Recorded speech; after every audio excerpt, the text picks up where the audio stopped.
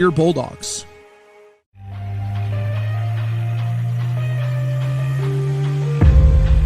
Good afternoon and welcome to Docking Family Stadium. Bulldog football is here once again, another home contest.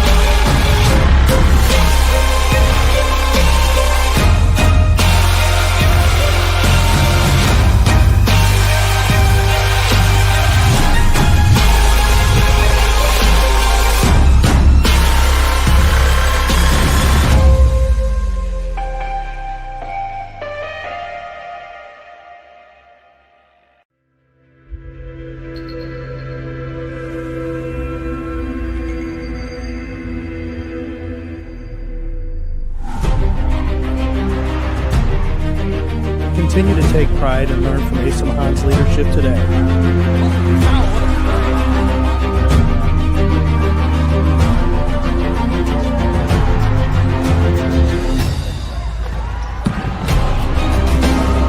"161 years of commitment to harnessing the power of creativity, ingenuity, community, and academic excellence." I believe that if you get your degree, the world is going to feel like it's shrinking.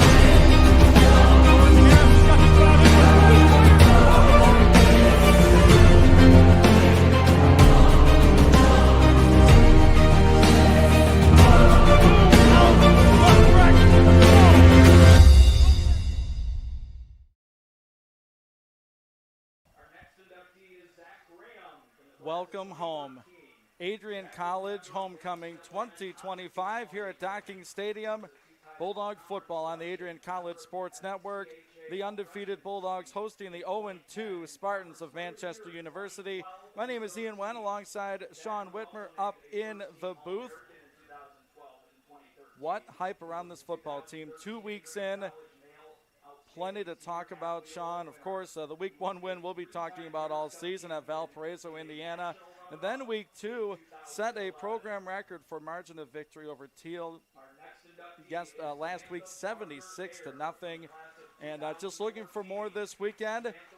Speaking of more, homecoming's been absolutely perfect. It's a little warm, but we'll take it over last year's rainy weather. Yeah, the weather is perfect today. It's perfect football weather. Might want a little bit more or less of a breeze depending on who you are on the field. But at the end of the day, as you said, the buzz around this team is something we haven't seen in years. I played on the team a couple years ago. The buzz wasn't this high. I worked for the team last year in this capacity. Buzz wasn't this high. Coming into this game, the buzz is higher than I have ever seen it as somebody that has worked for this program before and done this stuff throughout all of last year. We're going to begin our on-field talk about the defense this season. They've given up 7 points in 4 quarters.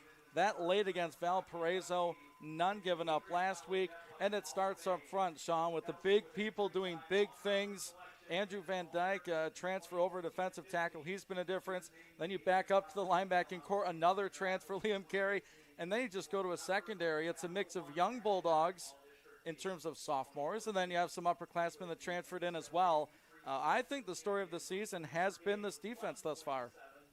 100%. When you only give up 7 points through 2 weeks, and those 7 points came against the Division I FCS program in Valparaiso in their house, but not until the 4th quarter. You held them scoreless for over 3 quarters of football, gave up 1 touchdown, and then you gave up nothing after that. They have only given up 7 points this year so far, and as you mentioned, that young secondary with Quincy Dorsey and Coronis Davis, they have locked down the skies. They're flying around the field, they're having fun when they do it, and they're taking that ball away. Offensively, Ethan Aberger has been the story through 2 weeks, and of course the guy throwing in the football in Noah Boudry. But let's start with Aberger. He's not the tallest guy on the field, but he's making the most impact on this Bulldog team. Aberger has been electric this year, and he's been I'd say Boudry's top guy as far as the receivers go. He's definitely the first read that Boudry goes to, and he's the guy that Boudry wants to hit. Aberger runs those slot routes. Of course, as we've heard throughout history, the slot receiver gets a lot of targets because they are the closest receiver to the quarterback. Therefore, Aberger makes his money on money downs, went 6 catches for just shy of 80 in the game-winning touchdown in week 1. And then in week 2, he gets 4 catches for 62 yards and 2 receiving touchdowns.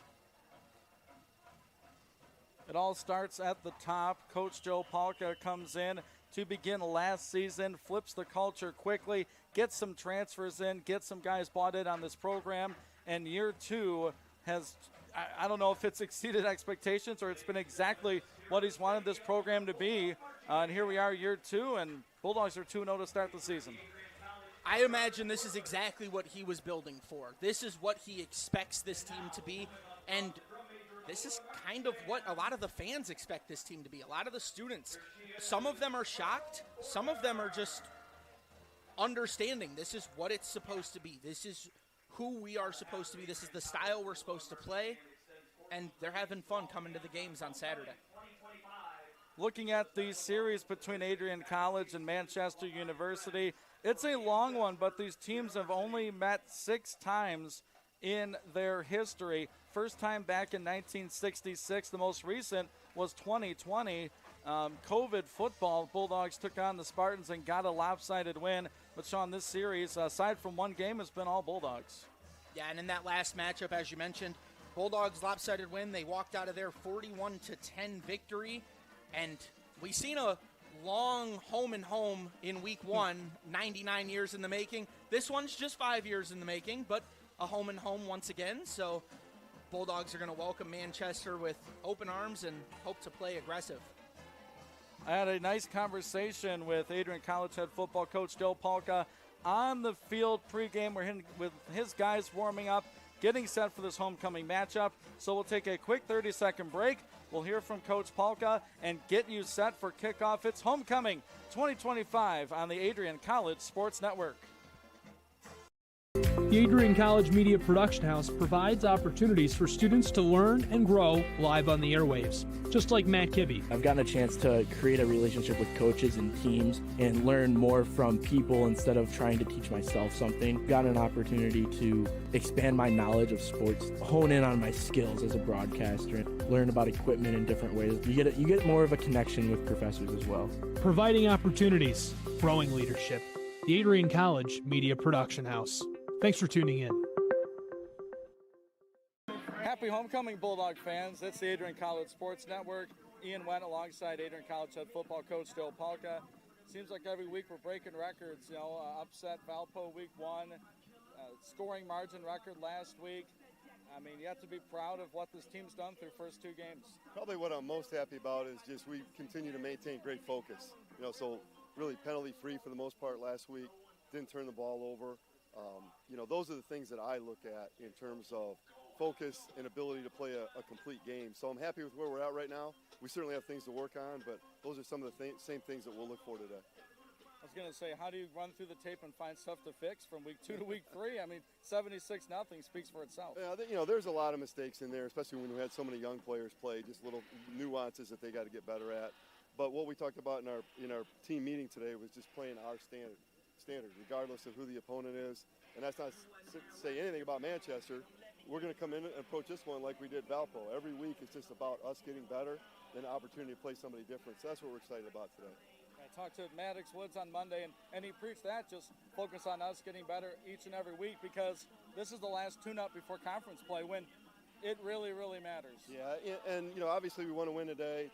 Every game is important to us, but there's going to be some big tests, and there's going to be some big hurdles coming down the road. And I told our team in the meeting today, it may be today, it may be next week, it may be the following week, but being prepared for adversity and an ability to handle that is one of the most important things I think our team can do at this point. Your defense has given up 7 8 quarters. What more can you say about their performance? Well, I think we really do a good job of stopping the run. I think Manchester will put it up in the air today a little bit, so it'll test us there a little bit, see what we're made of. But the big thing has been takeaways, and we've taken the ball away from the first 2 opponents. We can continue to do that on a regular basis. We've got a great opportunity. Line of scrimmage has been important this season, kind of beefed it up a little bit from last year. I mean, that's really what football is all about, win close to the football. Well, you know, and we wanted to be better with our physicality this year. And so far, I think we've done an improved job. Are we where we want to be yet? Not 100%, especially, you know, offensively. We'll get there. But I've been impressed with our defensive front. Hard to run against, as we talked about, you know, earlier this week. Talking with Joe Palka pregame. What have you seen from the Spartans on film? Obviously coming in 0-2 on the road for our homecoming. What have you seen from them in film? What are they trying to do? You know, they'll look a little like us offensively. They'll probably throw it more than maybe we would have a tendency to automatically do. I think you'll see some what we call zone blocking inside with a kick out, and then they'll try to go up top on you. And I think they're going to try to create explosive plays. That's probably how they think they can get some things done here in the passing game. And then, you know, defensively, I think they're really solid with their scheme. What we saw out of Teal last week is we saw everybody try to load the box and stop our run game. And I expect Manchester to do the same thing today. So kind of the plan would probably be to come out and air it out a little bit, try to loosen them up so we can get some things done in the run game. Homecoming's a special time. The weather this year, nice job compared to last season. We had rain pretty much all day. This is a perfect last day of summer. But homecoming, there's a lot of distractions, and it's tough to keep a team focused sometimes. What have you been doing this week to keep the boys focused? We do some different things, you know, and you know, number one, I just think the mentality of our team is a professional one right now. You know, we try to do our walkthrough today away from all the distractions. You know, we know that there'll be distractions. We talked about, hey, it's the same as when it was at Valpo when there wasn't anybody there, you know, for us, or just a small crowd for us. So that's how you have to approach it on the field. Homecoming, I always tell kids, is for everybody else. You know, it's not for you. The game is for you. Take care of business. I think we'll be fine. I think our focus has been really good this week. I mean, the crowd's going to be absolutely tremendous. Parking lot packed. Plenty of attendees at the parade.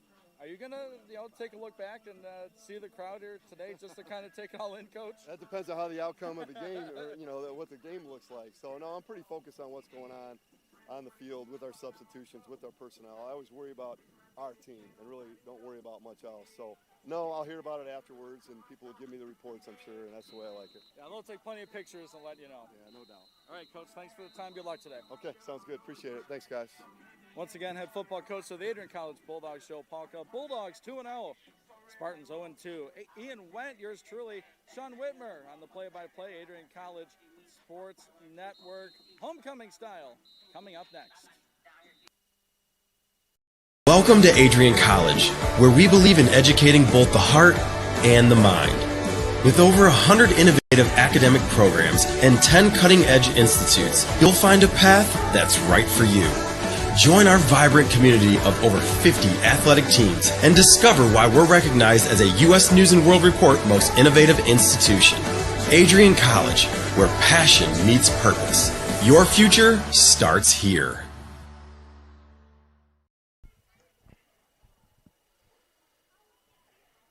Welcome back to Docking Stadium on the campus of Adrian College. It is Homecoming Saturday right here on the Adrian College Sports Network. Ian Wendt, Sean Whitmer, Nathan Linner is up here with us. I nailed his last name, but butchered his first name. What a start up here in the booth, but we appreciate you joining us on a warm and a spectacular Saturday afternoon for some football. As the Bulldog Marching Band, led by Dan Key, is making their way off the field.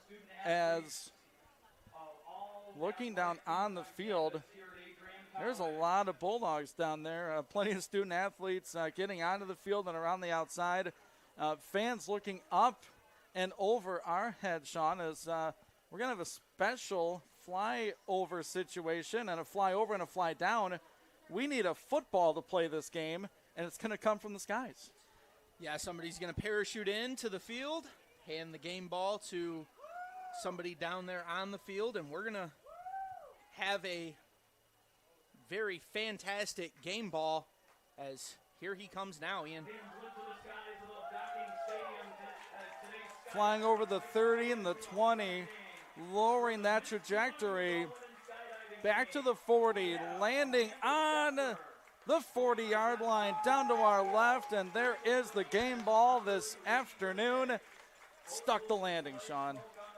Perfect landing, and seemed to do a quick spin before coming in, but That was a fantastic call and a good warm-up there for you, Ian. Yeah, good start to the ball game as the Bulldogs are in the locker room, ready to come out of the tunnel. Well, we have a second parachute. Everyone's looking up. Sort of an overcast sky, quite humid and quite warm. Up in the 80s for our high temperatures today in southern Michigan. Looks like a helicopter flyover. I believe there's another just parachuter. A small. Oh yeah, there's the plane. Over here to the right, there's another parachuter. Yeah. The Adrian College flag. Going closer to the stands. Get ready, Sean. No, there's a pro coming in hot. Putting on the brakes. Touchdown at the 30. Now we can get things going. So 2 for 2 from the skies. And I'm sure that's how the Bulldogs are going to want to attack as well. 2 for 2 from the skies would be picture perfect. That it would. And Sean, we'll take a minute and look at our lineups today. Who we're expecting to see start this football game. We'll start with the Bulldog offense in just a moment as Bruiser the second makes his way out of the tunnel. Second homecoming for Bruiser, too. The best boy, Jenny Carlson, alumni director, bringing Bruiser out as little guy says hello to Dr. Jeffrey Docking, makes his way toward the sideline. And it's always nice when you can lead Bruiser out onto the field. And, of course, this Bulldogs team that's been running the Bulldog package as of late. Did they officially change the name?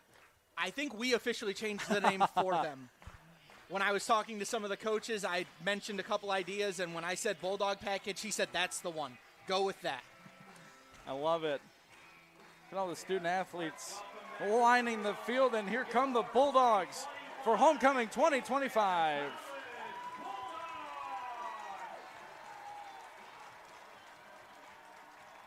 Weaving their way through current student athletes. Plenty of alumni made the trip. Back to Adrian, and once again, welcome home. Ian Went and Sean Whitmer on the microphones this afternoon as the 2-0 Bulldogs look to improve to 3-0, and that would be the first time since this team did it 3 consecutive years, 02, 03, 04. Bulldogs trying to make it 2 consecutive seasons, beginning 3-0. Spartans of Manchester University trying to stop them. But now we'll look at the Adrian College offense as it's led by a senior transfer quarterback from a perennial Division III power in Mount Union.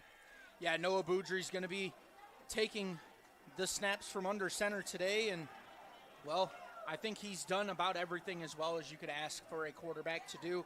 He's limited turnovers, and that's really been what you want if you're a offensive coordinator trying to keep your offense on track. Noah Boudry has done that so well. Trey Brueggemann has taken over in the backfield, and he's been the man that's ran that Bulldog package. Going for wide receivers, Tyler Greer, who broke off a 40-yard rushing touchdown last week. Only touch of the season, only touch of his career so far. Ethan Aberger, as we mentioned in our pre-show, 3 touchdowns already on the season, hasn't dropped a pass. And Braden Whitaker, who's made some fantastic flashy plays throughout. Then you got Ryan Brumley and Drew Kelbert, the tight ends we'll see today, with Bryce Keller, Jack Bush, Isaiah Simon, Joe Pruknick, and Matt Hall manning the offensive line. That's been really the difference is the line of scrimmage. As you see 77, if you're watching this broadcast, leading the Bulldog captains out there. And there's a guy without shoulder pads out there. And, good to see that young man out there. That, of course, being number 3 on your Bulldog roster. That is Riker Bidwell, a senior linebacker. So just shows the leadership that he still has despite not being dressed today. Yeah, Bidwell can't dress for a little bit, but he hopes to make his return this season. He missed all of last season. Prior to that, he I believe he broke the record for most assisted tackles in a season with 78 back in 2023. Got injured in spring camp before the 2024 season. Now he's looking to revitalize his senior year. He played in week 1. He's been out since. We're hoping to see him return as soon as possible. Let's flip the coin, so to speak, Sean, and look at the Bulldog defense. And these guys have been hungry dogs, giving up just 1 score in 8 quarters. Yeah, when you have a front line with the makeup of Chris Jackson, Nelson Fernandez, Steven Marino, those are the 3 defensive ends we'll see today rotating in and out. You got Andrew Van Dyke and Caden Merlin as your starting defensive tackles, with Eric Bush and Josh Britt, the young defensive tackles, backing them up. Maddox Woods, Liam Carey, Bennett Gildy make up the starting linebacker core. And then, of course, Tim Simmons, Ethan Burrows, the transfer safeties coming in with Ethan Layton, who rotates in quite a bit. And your corners are Quincy Dorsey, Coronis Davis, and we'll probably see a little bit of Tabari Triplett today as well. All right, and a quick look at our Bulldog special teamers. Senior kicker Jack Boyke. We have a freshman punter, Cooper Tracy. Holder is going to be Brody Moore. Long snapper is Bennett Gildy. Our kick returners, Stephen McCoy and Xavier Rodriguez.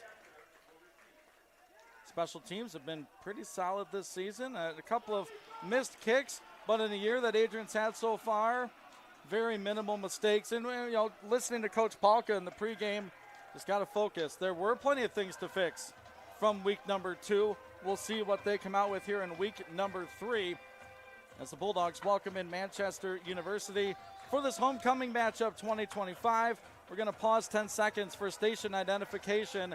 This is Bulldog football on the Adrian College Sports Network.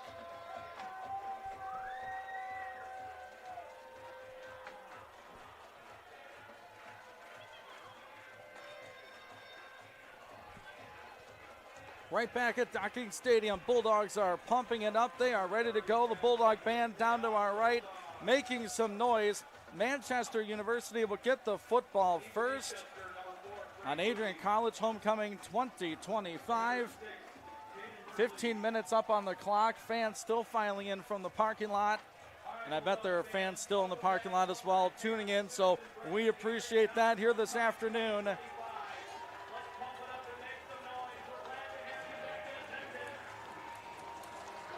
The senior, Boyke, has the ball on the tee at the 35-yard line in the middle of the field.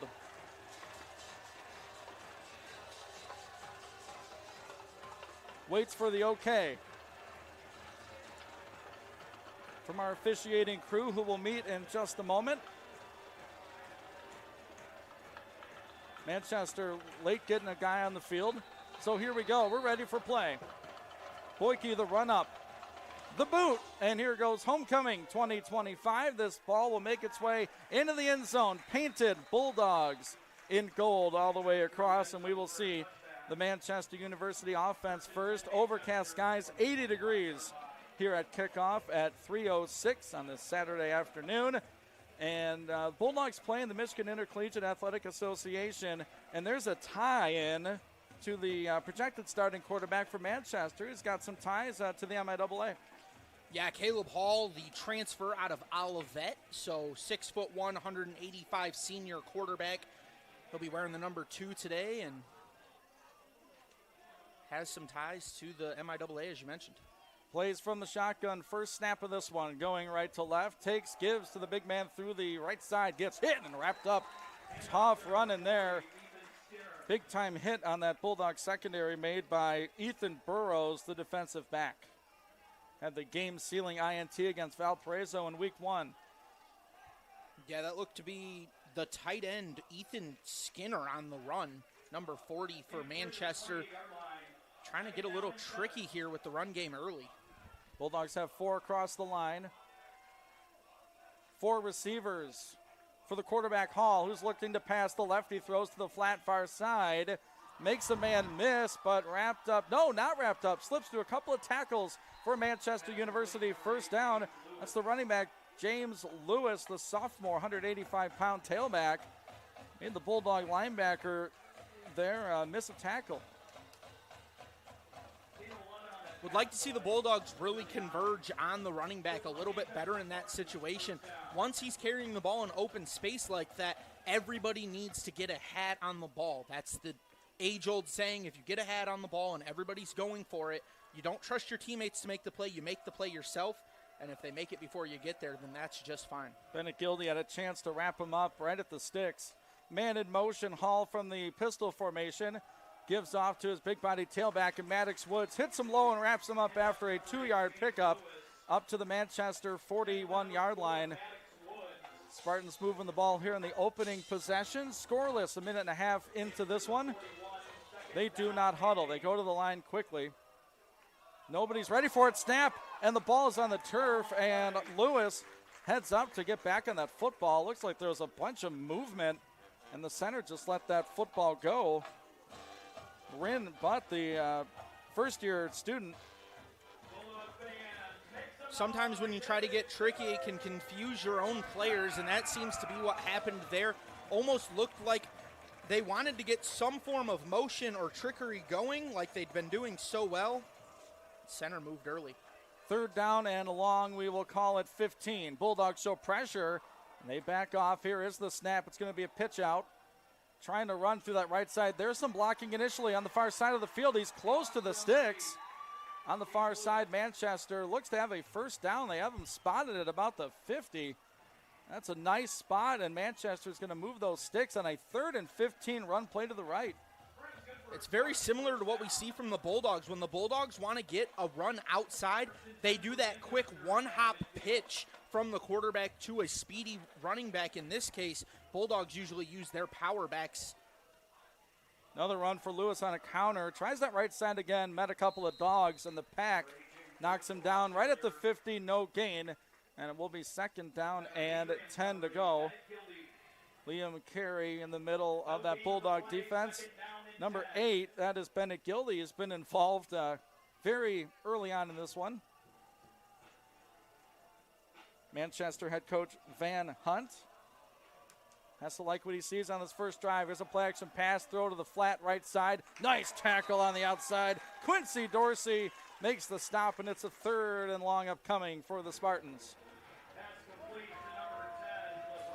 And James Lewis came into today with 29 carries for 133 yards, 33 lost yards. So he had 166 gained, 4.6 average, and 2 touchdowns with a long of 31. Manchester already 1 for 1 on 3rd down. It was a 3rd and 15. This one 3rd and 10, shotgun snap. Quarterback looks to pass. He's got a screen set up to his running back, Lewis, far side of the field, slips through one. He's right at the sticks. He got it again, it looks like. It's another first down for the Spartans. So, hey, 3rd and 10. Let's run a screen pass, 3rd and 15. Run to the right, and they are feasting right now on the opening drive. Well, this Bulldogs defense is very aggressive, and it's because they don't see a lot of screens. But that's how you take advantage of an aggressive defensive front 7. You set up that screen pass, they all scream up the field, and there's not as many defenders on the back end to tackle the ball carrier. Opening possession of this one. Scoreless tie, 10.5 to go in the first. Lewis goes in motion. Hall takes the snap. Bulldogs can't get home. Deep pass far side of the field. It's caught. No, it's dropped, and it's out of bounds. Nice job by that line protecting Hall. Give him a chance to let that football go. Yeah, it looks like the Bulldogs are going to make a change here as well, so they're going to get some fresh legs in on the defensive line. Something you like to see if you're a defensive-minded player is rotating your defensive linemen. They're trying to put everything they can into every single play, and if they're out there the entire drive, they're going to get gassed and not be as effective. Spartans come into this one 0-2. Bulldogs 2-0. Just inside the Adrian College 40, Hall sends a man across in motion, takes the snap, fakes the give. He's going to try the middle, wrapped up for a 1 or 2 yard loss. The Adrian College tackle out there by number 40, Steven Moreno, the junior backer. Yeah, I wasn't sure earlier when they were sending that man in motion, but now I can see they're trying to set up a triple option there with a quick read and then a pitch. Bulldogs did a great job at taking away everything from Hall and made him keep it himself for a loss. Another 3rd and long. Spartans have been comfortable in this situation thus far. Hall will take the snap, Setting up a screen again, this time to the left side, to the wide receiver. Gets one block, needs another. He's dragging Bulldogs toward the line to gain. He's going to be a couple yards short. That's Zaylen Ingram, the sophomore wide receiver, and it's a 4th and short. No surprise here. Coach Van Hunt is going for it.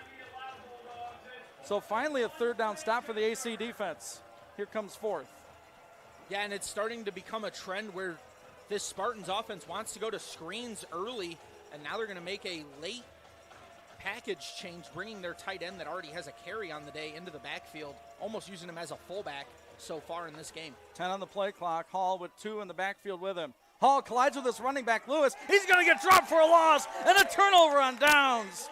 It took a couple of plays, but that's the Adrian defense we've expected. A turnover for the Spartans. 1st down for the Bulldogs. What a rush up the middle by the black and gold as there was a collision in the Spartan backfield, and then he got pushed back for a loss. Yeah, it looked like Bennett Gildy, Stephen Marino, and Eric Bush were all in there to just blow that play up and make it zeros on the scoreboard still. Eric Bush could be a fun one. The freshman getting playing time early, recovered a fumble last week in the big win over Teal. And right now, this Adrian College offense will get possession. It'll be a 1st down at the 34-yard line. There are problems with the scoreboard here at Docking Stadium, Kapnick Field, and they're going to reset things, and it looks to be good to go. We're at 8:52 here in the first quarter. First possession for Manchester. They pick up 3 first downs and convert a couple of 3rd downs as well. 11 plays to go 34 yards. All for naught, but no points, but you got to feel pretty good if you're Manchester. Move the ball pretty well. Now let's see what Boudry has in store. It's going to be a run to Trey Brueggemann. He's going to try that right side. Brueggemann cuts up to the 40, slips a tackle right there. He's to midfield, and he falls inside the 48-yard line. Finally taken down by the Manchester defender, the freshman defensive back, Cameron Puryear. That's a tough task to tackle number 2 as Brueggemann had his eyes on 6. Yeah, Brueggemann not necessarily a blazing fast running back, but he brings the power the Bulldogs like, and we've seen it there as he was shedding off arm tackles. Bulldogs quickly in Spartans territory. Aberger, the man in motion. Boudry fakes to him, looking that way. Aberger's got it in the flat. He's going to get back to the line of scrimmage, but that is it. Maybe a deep shot. They were looking for Braden Whitaker early, but the Spartans covered it up down the field. Braden Whitaker's really been who they've looked for when they're trying to look deep. Even if they haven't thrown it that way as often, that's their read. It's always Whitaker looking deep. I'd like to see them really look towards Greer because they haven't done that yet. They haven't thrown a ball his way.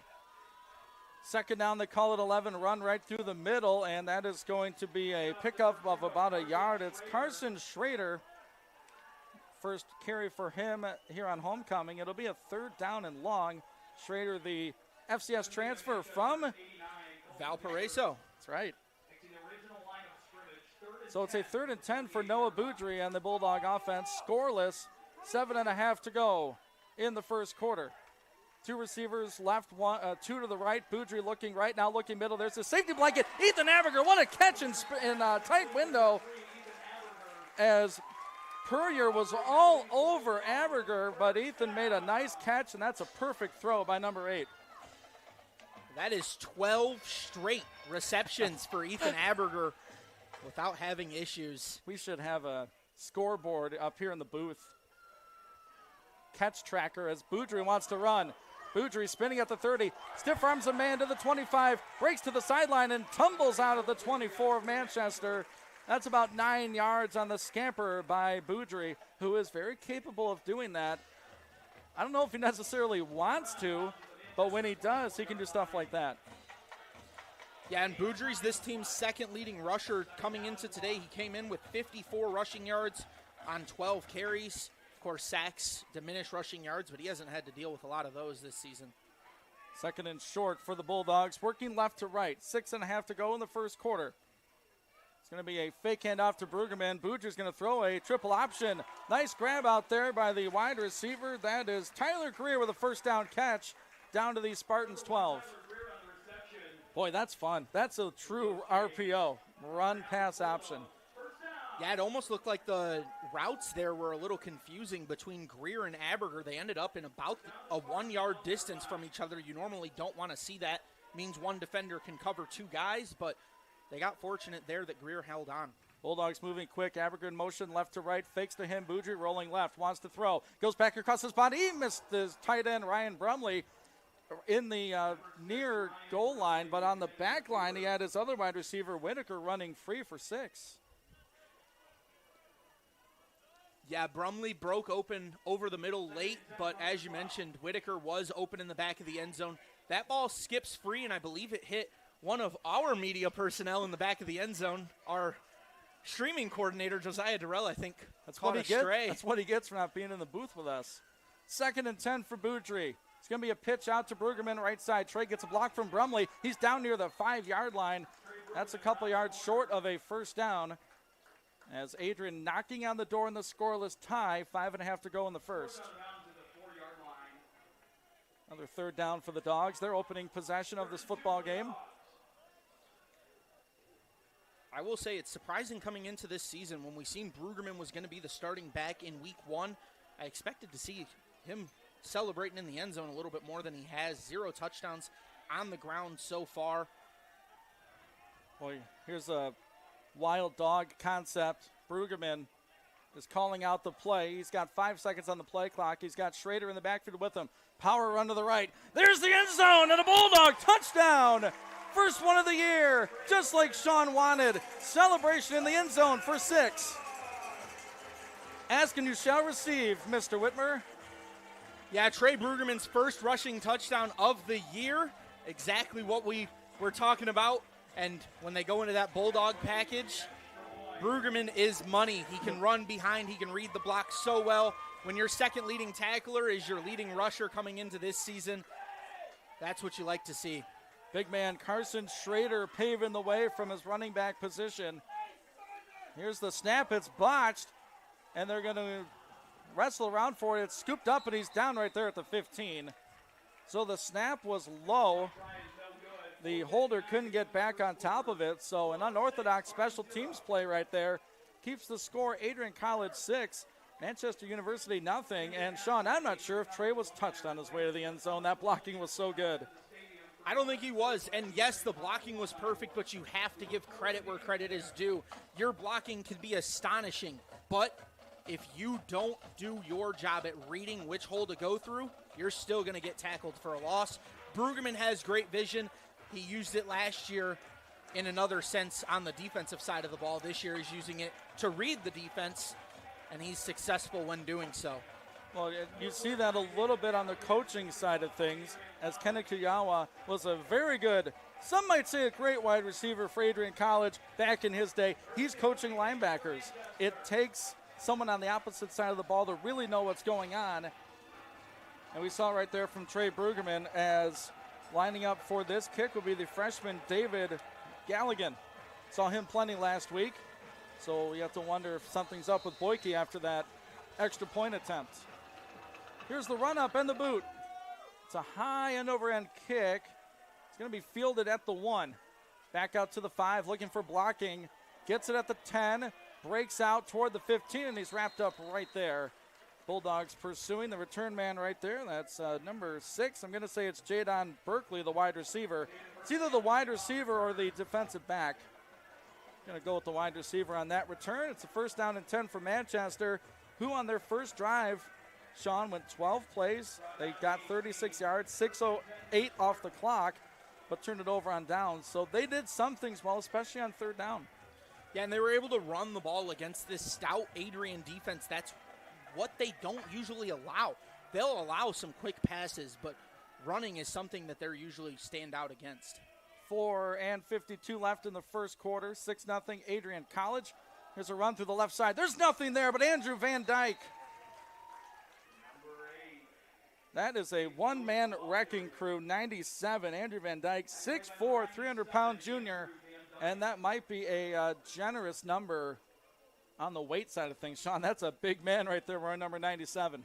Yes, it is, and going back to that last carry there for Lewis, he bobbled the ball going down. He really needs to keep that ball high and tight and secure possession all the way to the ground. No gain on the play. 2nd and 10 for Hall. The lefty quarterback rolls to his right. Looks right all the way. Throws to the flat. It's behind his intended receiver. They've really been going to 40 today. That's Ethan Skinner, the junior tight end. That throw was tough to make. You're a lefty rolling right. Yeah, and it's odd because normally when a righty quarterback rolls to his left, like we've seen with Boudry, it's a little bit more successful. So I'm not sure why that doesn't transfer over as well. But tips and overthrows are what they always say you want to watch out for. Right there is a tipped ball. Thankfully for the Spartans, it goes out of bounds. 43, Nelson Fernandez ready to eat. The junior defensive lineman stands in a 2-point stance. Bulldogs show pressure. And here's the snap to Hall. Here comes the rush. Flushed him out. He will not escape. He will be sacked for a loss at the 10-yard line. Flying in on the play, Nicholas Dixon with a stop. And a punt forthcoming for the Spartans. How about the substitute linebacker screaming into the backfield and trying to make a case for more playing time there. Nicholas Dixon, one of the closest friends with Maddox Woods on the team, and I can guarantee you that they are going to be celebrating after that play. I mean, just the standard that this defense has, they were not happy with that first drive at all. Next possession, 3 plays minus 8 yards. Here's a punt attempt from the end zone. It's a nice-looking boot. It's going to bounce at the Manchester 43 and roll toward the 50, and it'll be downed just inside Spartans territory by number 16, Zaylen Ingram. So a short field for the Bulldogs and a 6-0 advantage. Quick update on the special teams front. From what I could see up here in the booth, it doesn't look like Boyke is dealing with anything. He's been jumping around during celebrations and everything. He's having a good time. I think it was just a situation of getting a kicker that doesn't have the leg strength yet to get it out of the end zone. And Boyke, when he kicks off, a lot of times it doesn't get returned. They wanted to have a returnable kick, so they put the freshman in there to boot one. So they actually mark it right at the 50 for Boudry on the Adrian offense. Looking right, now middle, throws short, caught right there. Spinning and taken down quickly was the wide receiver out there, Quinn Hiram. Shout out Lenawee County, Onstead High School. Nice to see Quinn get some playing time here on homecoming. Couple of yards on the reception for the youngster. It's interesting. They have 4 wide receivers out there, no tight ends, and they've got 1 in the backfield right now. Aberger lining up in that tight end spot. It's going to be a triple option. Boudry fakes the pitch. Here goes Boudry with some space through the middle of that Spartan defense. Now he tries the right side. 15, 10, 5, touchdown, AC! Noah Boudry with a scamper here on homecoming, and 6 more for the good guys.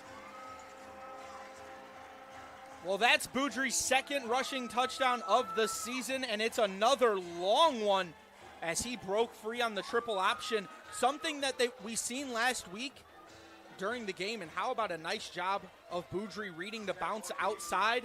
Whitaker was running in front of him almost stride for stride, trying to pick up a stalk block as Boudry goes 48. That is his longest run on the season, as his one last week was 36. Let's see how this operation is. Much better. Boyke gets foot on leather, and he puts it through the uprights. Shout out Bryce Keller, young man. I see you running down that field. Boudry scammers for 6, and the Bulldogs add 7 more with the Boyke extra point. We'll take a quick break. 2:47 to go in the first. Bulldogs up 2 scores on homecoming. This is the Adrian College Sports Network. This is the Arrington Bookstore at Adrian College, the place to get game day ready, represent your clubs and organizations, and be Bulldog proud. With a wide selection of merchandise and a smile at every visit, stop by inside the Kane Student Center to pick up your Adrian College wares and make it another great day to be a Bulldog.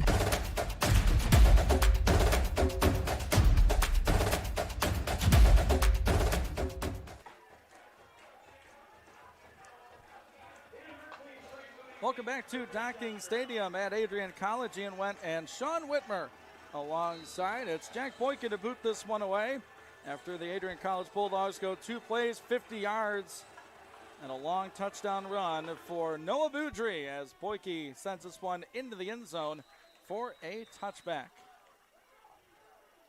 Yeah, Boyke's kicks just don't have any height, so they're not returnable. They get through the end zone too fast. I think that's why they want to get the freshman involved, because when he kicks it, it's got a lot more height, a lot more traditional, and it makes the team return the football, giving them a chance to punch it out and maybe get a turnover. Third possession for Manchester University. Their first one went 36 yards and a turnover on downs.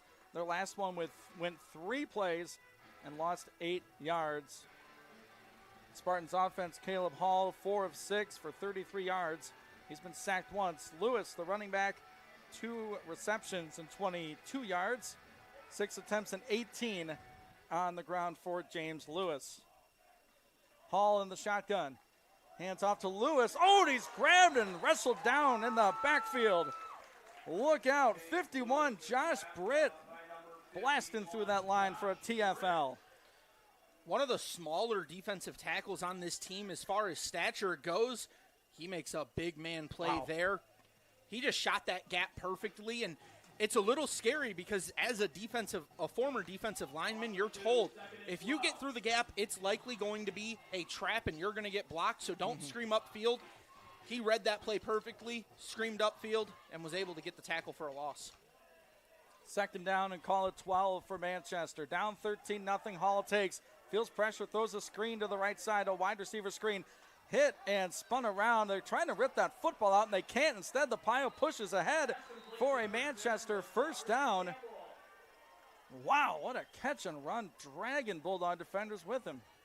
It looked like Leighton pulled that ball out for a second, but I think the receiver was able to pull it right back into his grasp. As we look at 31 here, it looks like he has that ball for just a millisecond, and the ball gets pulled right back.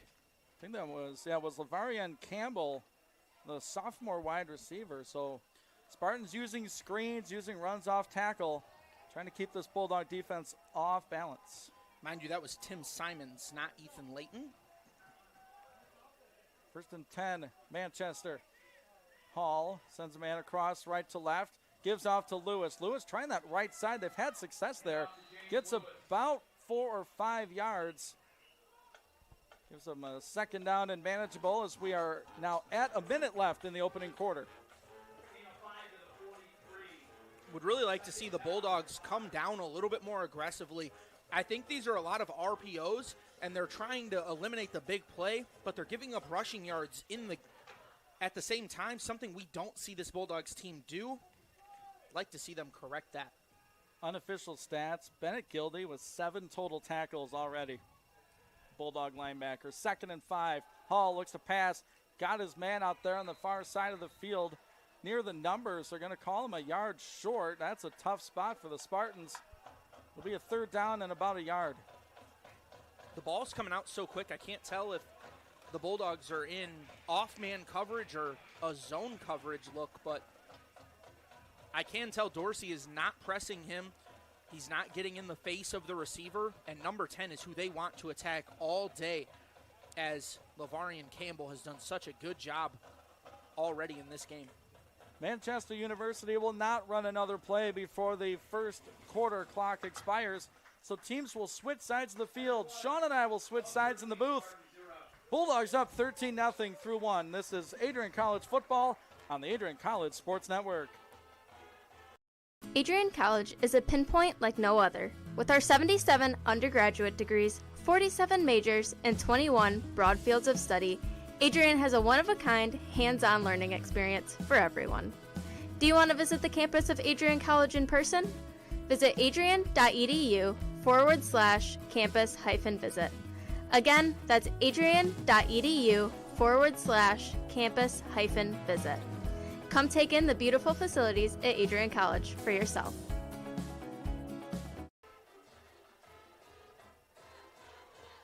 Homecoming 2025 on the Adrian College Sports Network.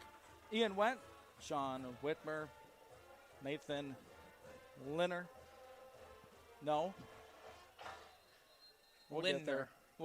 Hey, I got the last name right in the first quarter. And the first name right in the second. So third quarter is going to be great. 13-0 Adrian College. Trey Brueggemann and Noah Boudry with touchdown runs. This Adrian defense trying to get Manchester off the field. It's a 3rd down and 1 from the Spartans' 47-yard line. Hall's going to go from the pistol formation. Lewis straight behind him. He's got that tight end offset to his left. It's going to be a run right through the middle. He's got it by about 1.5 yards. Tough running up to the 50 and to the Bulldog 49-yard line. So this Manchester offensive line, Sean, is doing some pretty good work here today. Yeah, that's a good push up front to move the pile and create just enough space for the first down. But I think they're giving the quarterback, Caleb Hall, a kill call. So he's coming to the line. If the DBs are pressed, they're going to run the football. If they're off, they're going to run an RPO, and they're going to have that 3 options. 1st and 10, Manchester. 2 receivers out wide right, 1 left. Got a Bulldog to jump. Free play, and it's going to result in nothing on the play itself, but the penalty will give Manchester a 1st and 5 after they enforce it. First chance to talk about our officiating crew for this afternoon's contest, the MIAA crew. Ryan Gilroy, John Paul, Nathan Nix, Carter Thomas. We'll hear from Gilroy here in just a moment after they figure out the penalty. Should be an offside on the Bulldogs. Marking back 5. Guilty party, Steven Moreno, the junior defensive end. So unofficial attendance numbers coming into the 2nd quarter here is just shy of 2,600 Bulldog fans. I mean, the stands are packed. The south end zone up on the lawn is packed. 1st and 5 for the Spartans. Hall, the lefty, looking left. Now middle, throws into some coverage. He overthrew everybody. It falls incomplete. Bringing up a 2nd down and 5 for Manchester. I don't mind that play call. 1st and 5. Try to go deep, see if you can make a big play. Yeah, 2nd and 5 here now. The whole playbook's open. They can run the football. They can do it up the middle, outside, RPO, another deep ball if they so feel the necessity. But this Bulldogs defense doesn't get beat. That's the one spot you're not going to beat them. Even their 3rd string defensive backs were making picks in the game last week on deep balls. So 2nd and 5 for Manchester. Receiver in motion. Hall going to fake the run to Lewis. Gets hit but spins through it. Pitches back. It's going to be scooped up on the bounce, and they're going to get a 1st down. Look out. Near sideline. Say hello right there. Bennett Gildy. What a football game number 8's playing today. Yeah, and that's a nice job going over looking at the Spartans player there. Number 4, Frank Moody, does a great job at fielding the ground ball. I'm pretty sure our resident shortstop sitting next to me loved that one, as our director is a shortstop for the Adrian College Club team, and I'm also pretty sure he's very glad he doesn't have to take a hit like that after fielding a ground ball. How did that 6 yards feel? 1st and 10 Manchester at the Adrian College 38. And there's some flags again, and just lack of focus on that Bulldog defensive front. First time we mentioned Caden Merlin. He's going to get subbed out quickly. That's 2 offsides on this possession for the Bulldog front. And that's tough too, Sean. You are a foot away from the football. I mean, you are staring right at it. So, I mean, your ears trick you plenty of times, and that's obviously what happened. It's not just the ears in that situation. As a former interior technique defensive tackle, it's just difficult there because the linemen are talking. Another 1st and 5 pitch play. Lewis tries the left side, and he finds the Bulldog linebacker a yard behind the line of scrimmage. Get a number on that tackle. It was Maddox Woods. Thank you, Sean. Give Liam Carey credit, too, on just always knowing where to be. The savvy vet in the middle of that Bulldog defense. So loss of 1, 2nd down and 6. Manchester, their 2nd time inside Bulldog territory. Trying to cut into this 13-0 deficit. 12:42 left before halftime. Davis is playing off coverage here. Watch an RPO coming to the near side of the field. Hall will take the shotgun snap. It's a straight drop back pass. Looking middle, tight window, caught. And he's down right at the 32-yard line. A late whistle as Lavarian Campbell with a nice catch. And a laser beam from Caleb Hall, the former Comet out of University of Olivet. Well, Campbell's been playing great, but they haven't really gotten fellow sophomore Abdullamir involved as much, playing on the other side. Coronis Davis is playing off coverage quite a bit, but he's playing on that backside. The lefty likes to throw straight ahead, doesn't have to turn his hips and look away, and that's where Abdullamir is playing. Motion man comes across. It's going to be a straight handoff to the wide receiver. Has a convoy in front, but the Bulldogs pursue and drive him into the ground. Campbell got punished on the near side of the field. Bulldogs 31, Tim Simons, the junior defensive back, says hello. So all that running for no gain. Second down and long for Manchester. Well, that's why they usually tell ball carriers north-south. Right. We want to go up the field, not extend things out wide. Absolutely. Second down and 10 for the Spartans. 11 and 15 to go before half. Ian Wentz, Sean Whitmer on the microphones here this afternoon. Homecoming 2025. Bulldogs bring a safety down into the box. It's going to be a run play. Lewis right through the middle. Bulldogs string him out, hit him, but can't wrap him up yet, and they spin him around the 21-yard line. Tackle after a couple. Merlin's coming back in for Britt now as they want to get the big body back on the field, and he had to sit out a couple plays for making his mistake, but now he gets to return to action, and sometimes that's what you need to do. You just need to clear your head, get a drink, and get back on the field. Manchester with a third down. They're 3 for 5 this afternoon. Converted much longer ones than this. Bulldogs press man on the outside. Hall takes the shotgun snap. Bulldogs bring 4. Flushed out to his right. Going toward the near sideline. He's going to tuck and run. There's Liam Carey. He'll wrap him up. Short of the line to gain. Nice coverage on the back end, and Liam Carey, the linebacker, flies up to make the tackle on the Spartans quarterback, setting up a 4th down and medium. Despite what a lot of people might say about Hall not sliding down there, I think that's the right call. He takes a big hit from Carey, but at the end of the day, you're trying to get the first down. You're not trying to have to go for it on 4th or settle for the field goal, as we're seeing a quick late change here by the Spartans. Looks like they will, at least initially, line up to attempt the field goal. It'd be from about 34 yards. 27, Grant Ridgway, the freshman out there, and they need to call a timeout. They did not get that personnel on the field in time to get set. So Manchester takes a timeout. We will as well. Spartans look to attempt the field goal when we come back. Bulldogs up 13-0 on homecoming. This is the Adrian College Sports Network. Elevate your game. At Adrian College, our athletes strive for excellence on and off the field. Get involved in over 50 student clubs and organizations where your passions meet purpose. With innovative programs and personalized learning, our academics are designed to ignite your future. Experience vibrant student life, where community and connection shape your college journey. Adrian College, where you belong. Apply today and become part of the Bulldog family.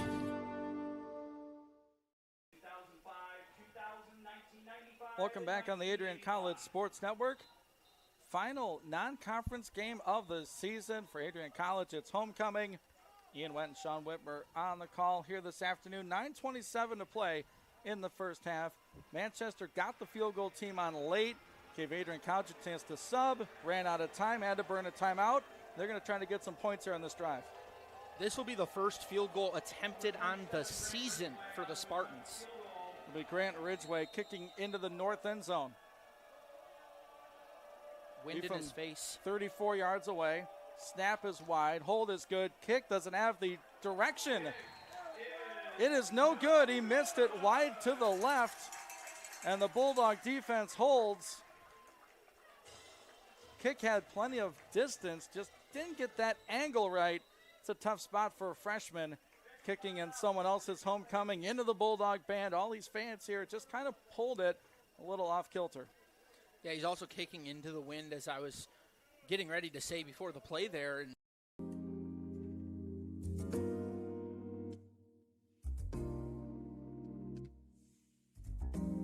to boot that ball through the uprights. There's an injured Spartan at the Bulldogs 17. Hunter DePon, the freshman, listed as a defensive lineman, so gets up under his own power as he got tangled up in that mess after the unsuccessful field goal. So Manchester's 3 possessions, turnover on downs after decent drive, a 3-and-out, lost yardage, and now they come up empty with the missed field goal. So 2 out of 3, they move the ball, but haven't found a way to crack this scoring column for the visitors. No, and they've had long drives. They've done a really good job at just eating away at clock. You look at last week, why the Bulldogs were able to put up so many points. It wasn't just because their offense was electric. That was part of it. Their defense was also getting the other team off the field so fast that there wasn't anything they could do about it. Adrian has run 11 plays for 111 yards. Manchester 27 plays for 76. And here is Noah Boudry in at quarterback. Ryan Brumley, the tight end, split out wide to the left. Looks the other way to Aberger for wide receiver screen. There's another catch in a row by Aberger. Breaks to the outside up to the 25, maybe the 27-yard line. We'll add to that Ethan Aberger consecutive catch count. Have we hit a dozen now, Sean? Or Baker's dozen? I think we've hit 13. All right. As a quick correction, our director's a little upset because I forgot the number. I accidentally said 14 to him, but I believe it is 13. So catch and run for Aberger. It's now a run fake. Boudry looks deep middle. He has his running back. There's Trey Brueggemann looking for a block toward the end zone. 25, 20, 15. He's pushed out after a long catch and run. Quarterback to running back and some wheels from Trey Brueggemann. Yeah, and Brueggemann does a great job at getting open there on the wheel route. It looks like that's the only read Boudry was given, but I really want to give a shout out to Tyler Greer here, who does a great job at stalk blocking. He's not going to put his hands on the defender. He'll get called for a block in the back. Instead, what you do, you put your hands up and you just put your body into him. You're just screening him at that point. Landon Hicks saved the touchdown for Manchester on the play. So Adrian scrimmages from the Manchester 13. Fake run, end zone through the hands of his intended receiver. That's Braden Whitaker. Well, I'd have to look at that one closer on film to see if it was very catchable or a slight miss throw by Boudry. I'm sure either guy would blame themselves. Boudry on the pass and Whitaker with the reception. A little bit choppy-ish there on the replay that we got it here in the booth, but I think Whitaker's going to take the blame for that one as he has the height and wingspan to come down with that ball. Aberger in motion. Ball's on the turf, picked up by Boudry, trying to make something out of it as he falls inside the 10 to about the 8-yard line of the Spartans. 8 minutes to go before half. 13-0 Bulldogs here on a homecoming Saturday. That's just miscommunication from the two stars there as Boudry wanted to keep it. Aberger wanted to take it. Late substitution. Sorry, Carson Schrader exits. Brueggemann gets back in, and now the Spartans will do their substitutions. Defensive tackle. Wait for that young man to hustle off the field. And 6 seconds on the play clock. Boudry will be in the shotgun. He's looking to pass right away. Goes in zone. Oh, Brueggemann just off the mark. Got held up in coverage out there. Blake Haliflick, the senior linebacker, is covering Brueggemann. It's now decision time on 4th, and they're going to try a field goal. Trying to add to this lead, and they're going to trot out the youngster, David Galligan, the freshman. Kind of a cross breeze, little left to right. 49, David Galligan on what attempt. 25-yard field goal.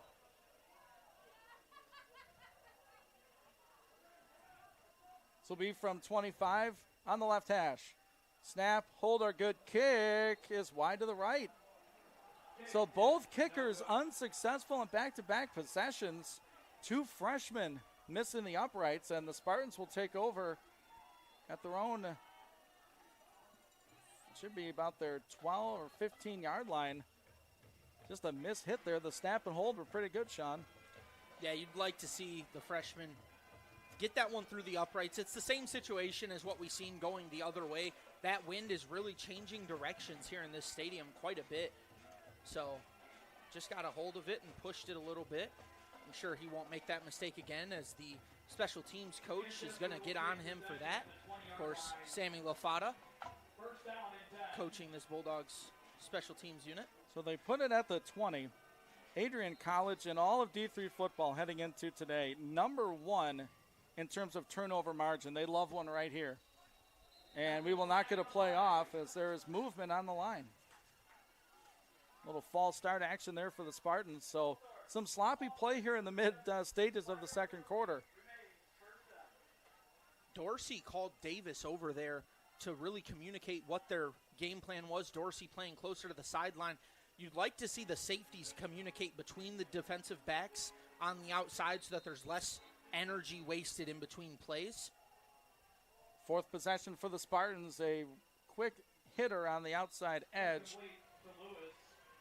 So James Lewis again. They're working that sophomore here in this first half. And if you're Manchester, kind of like the spot you're in. I mean, only down 13-0. You've seen what this Adrian College football team has been.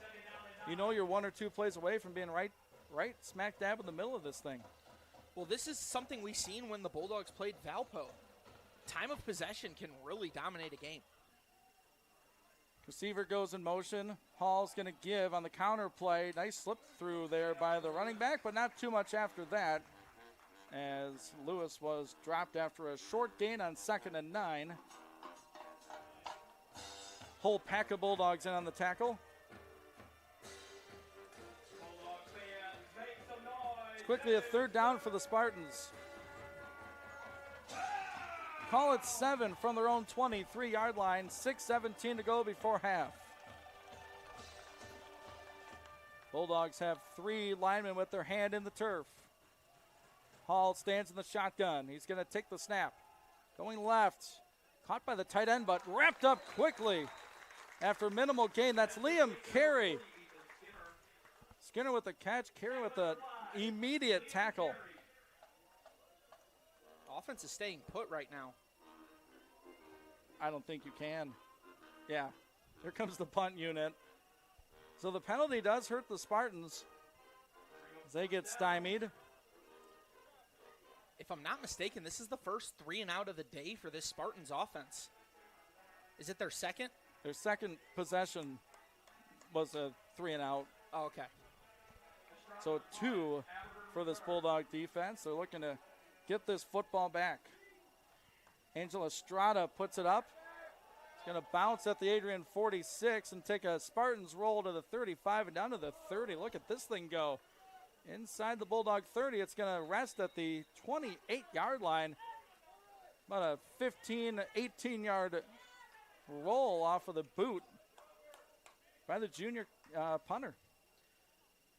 Yeah, and some frustrations there from Laverian Campbell. He was running down to get near the football and maybe touch it if it starts taking a Bulldog bounce. Aberger's getting out of the way, and he just shoves Aberger in the back. It's something that usually won't draw a call, but it can build aggression that will draw calls later on in the game. Bulldogs, 4th possession. Touchdown, missed field goal. 2 receivers right, 1 left, tight end tight to the line. Boudreaux with a screen to Whitaker, gets a block from Brumley. Whitaker gets through 1 tackle on the Bulldog sideline, and he's right near the sticks. It's going to be right there. They're going to move him for 1st and 10. Nice grab, nice block out there by number 6. Just look at Brumley in practice. He is a tight end. I mean, he's a tight end's tight end. Yeah, Brumley has the size, strength, speed. He's got good hands. He's somebody that can take some contact. 6'5", 245 as he goes in motion. It's behind the right tackle. Now Greer goes in motion. Here's a handoff to him. Tyler Greer gets a cutback lane. Nice block by Brueggemann as he is inside Manchester territory at about the 45-yard line. Boy, let's call him Big Play Greer. This guy only rips off chunk plays on the ground. Yeah, something that he had said to me going into that triple option they had, It was something that had been mentioned in passing, but they hadn't practiced it before the game last week. They pulled it out for the first touchdown of the day. 1st and 10 for the Bulldogs from the 46. Boudry has a pocket now, scrambles out to the right, favoring that sideline, and he'll scamper out after a 4-yard carry. Brings up a 2nd down and about 6. Under 4 to play here in this second quarter. Down to the 42-yard line. Gain of 4 on the play, 2nd down and 6. Boudry brings him right back to the line. Brueggemann is in the backfield. Off to his left. It's going to be a pitch play to Trey. Gets through one. Speed to the edge. There's a flag on the play. This is coming back as Brueggemann sprints down the near sideline. And you always wonder, Sean, when a guy cuts a corner like that, if it's coming back. And I think that's what we're going to get here.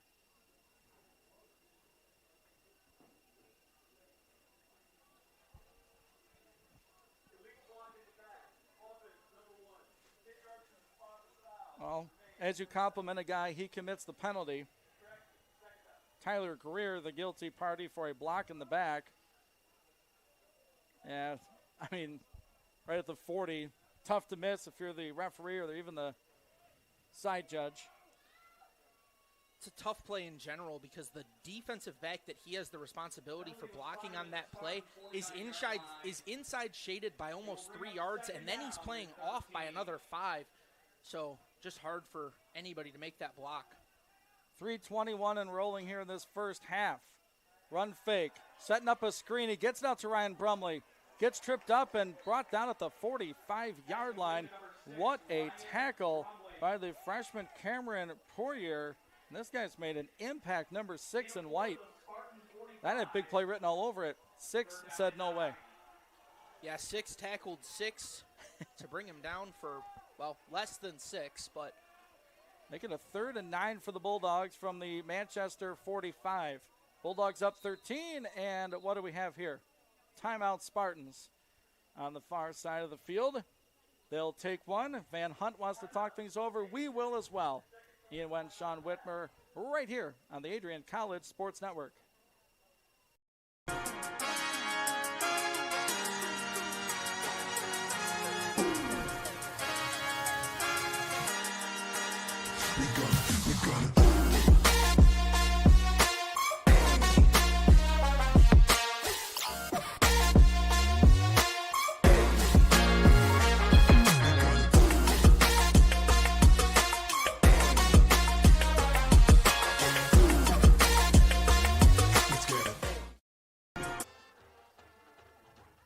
Timeout on the field called by Manchester. They have one left with 2:48 left in the first half.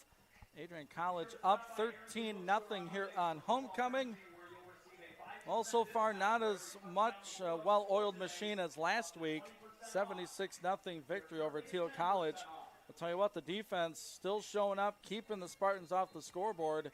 See what the offense can do here, kind of put their foot down to end the first half. Well, this Bulldogs offense has only had one unsuccessful drive, and it was a missed field goal. So they've done a really good job today. It's just they haven't had the ball as long as they might have wanted. So 2:48 left in the half. Well, scrimmage from the Spartans' 45-yard line. Noah Boudry in the shotgun with Brueggemann. 4 in the pattern. Boudry looks middle. Aberger got spun around. He wants a flag. He's not going to get it. So 4th and 9. And I believe he should have gotten one there. He got contacted hard, breaking back over the middle. I don't think that'll go in the books as a drop, as I don't think it was ever catchable for Aberger. But number 6 ran straight into the side. Poirier again. Bulldogs on the field offensively, going for it here on 4th and 9. Spartans show pressure. We'll see if they actually do snap it. And now they're going to punt. They'll need to call a timeout here. There's only 7 seconds left on the play clock. And now they will. So Coach Joe Palka takes a timeout with 2:43 left in this second quarter. 13-0 Bulldogs. Look at some of our individual numbers for the black and gold here today. Noah Boudry, 8 of 12 today, 109 yards, no passing touchdowns. He does have a rushing score along with Trey Brueggemann. Boudry, the leading rusher, 66 yards, and the score, long of 48. Brueggemann, 4 carries for 28. Brueggemann has the longest reception today, 1 for 62.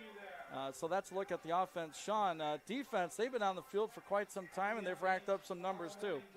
Yeah, I think Bennett Gildy is trying to make a case for the first defensive player to get player of the game from me after things are said and done, as it was, of course, Aberger in week 1 with the phenomenal catch, and then Boudry got it last week, having 4 total touchdowns.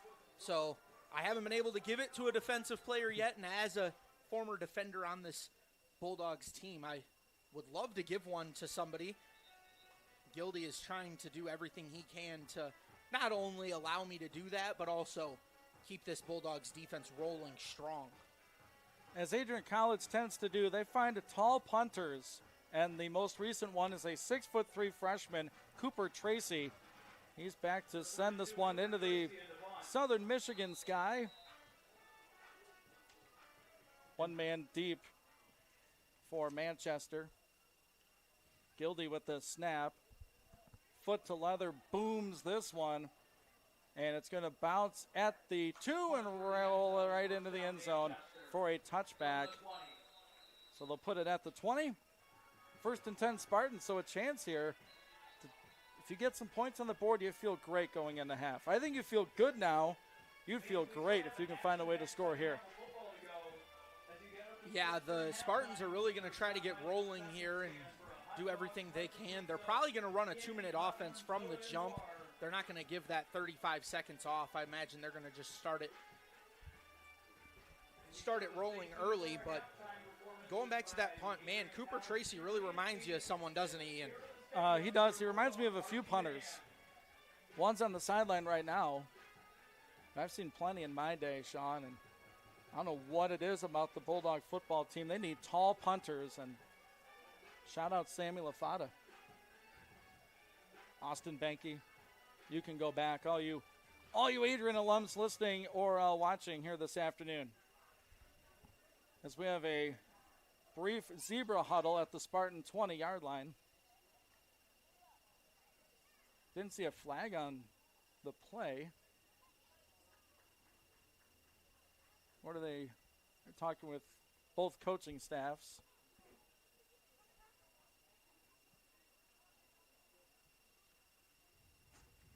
A lot of uncertainty. And you don't want uncertainty when it's hot and humid on a Saturday afternoon. I mean, that looked pretty simple to me, Sean, unless there was a penalty we missed. Oh.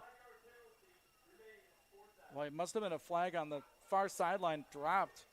So tell the people what happened, Sean. Yeah, they're going to say it's an illegal substitution. We didn't see the flag get dropped. We didn't see a player come on late or anything. But I think the Bulldogs are going to go for this now as it moves into a 4th and 4. So playbook's opened up pretty well. They went for Aberger on 3rd and 9. Aberger is Boudry's favorite target. I think you're going to try to kick this again. Trying to pin him inside the 20. No, there goes the offense. They could go for trying to get them to jump off sides. Can Boudry punt? Yes. Yes. He could also do one of those. Yes. Quick drop kick. Yes.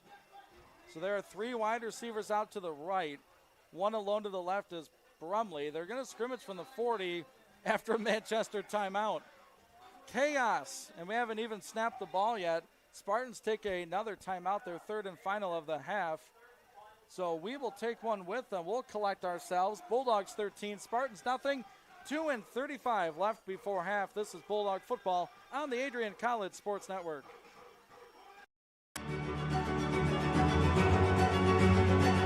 Before the achievements, before the celebrations, there's the work. Early mornings, late nights. Every challenge faced, every extra effort made. Every victory starts with preparation. We value leadership, resilience, and innovation. No victory without work. Because success isn't given, it's earned. Welcome to Adrian College.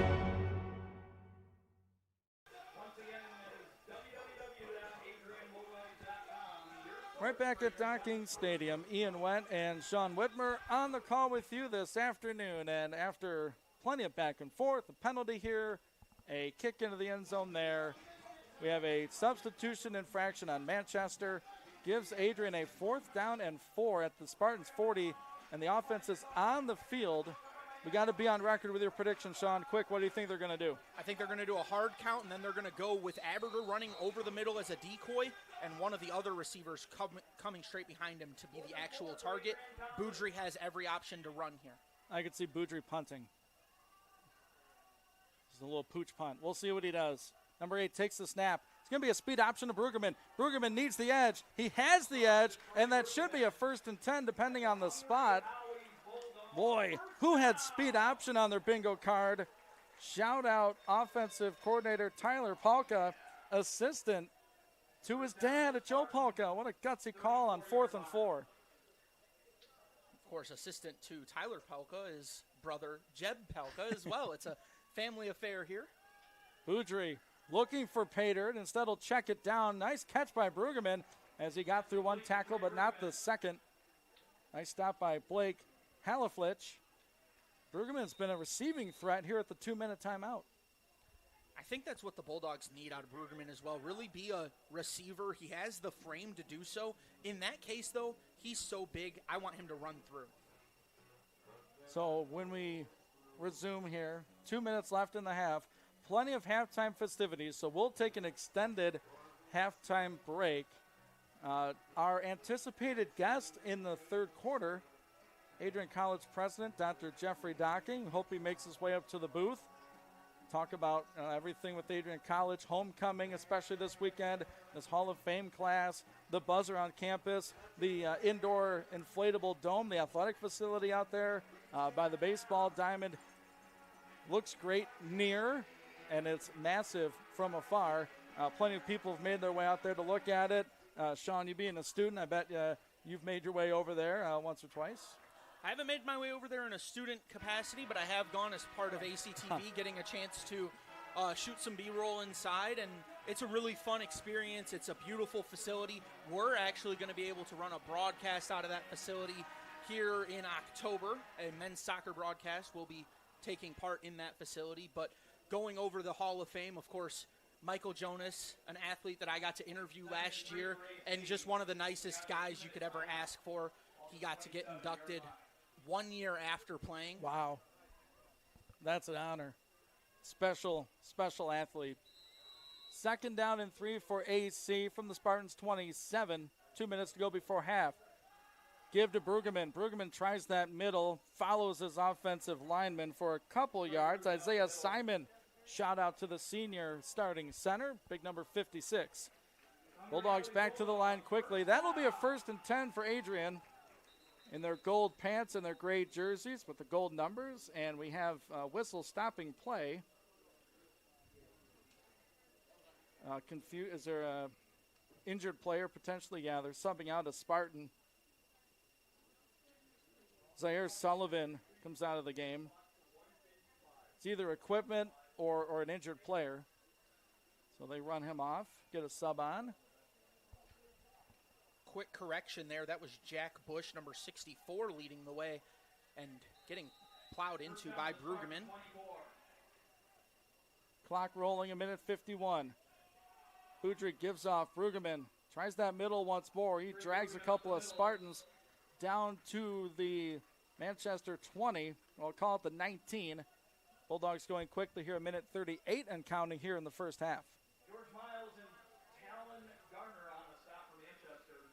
Two receivers left, two right. Boudry gives it off to Brueggemann. Brueggemann tries the edge, and he gets out of bounds at about the 14. That's close to the sticks. I'm not quite sure he got it. Depends on the spot. He looks to be short. Lavarian Campbell is playing both ways here today, and him and Greer got tangled up there and ended up taking a spill over into the sideline. Officials kept it clean with the whistles, but would like to keep a look at Campbell as he's getting pretty chippy out there on the defensive side. Call it actually a 3rd and 2. Clock stops, 1:24. Boudry to pass. Catch made on the double bounce and getting his way toward the goal line. He's going to be pushed in for the Bulldogs score. Braden Whitaker got taken along for the ride after a spectacular catch. Touchdown, AC. Yeah, Braden Whitaker runs a hitch route there, and it's the same way he scored last week. Just a little comeback. Show the numbers to your quarterback and then make things happen after the catch. Last week it was a spin. This week it's Isaiah Simon diving into the back of the pile to push him through, and he never fell to the turf.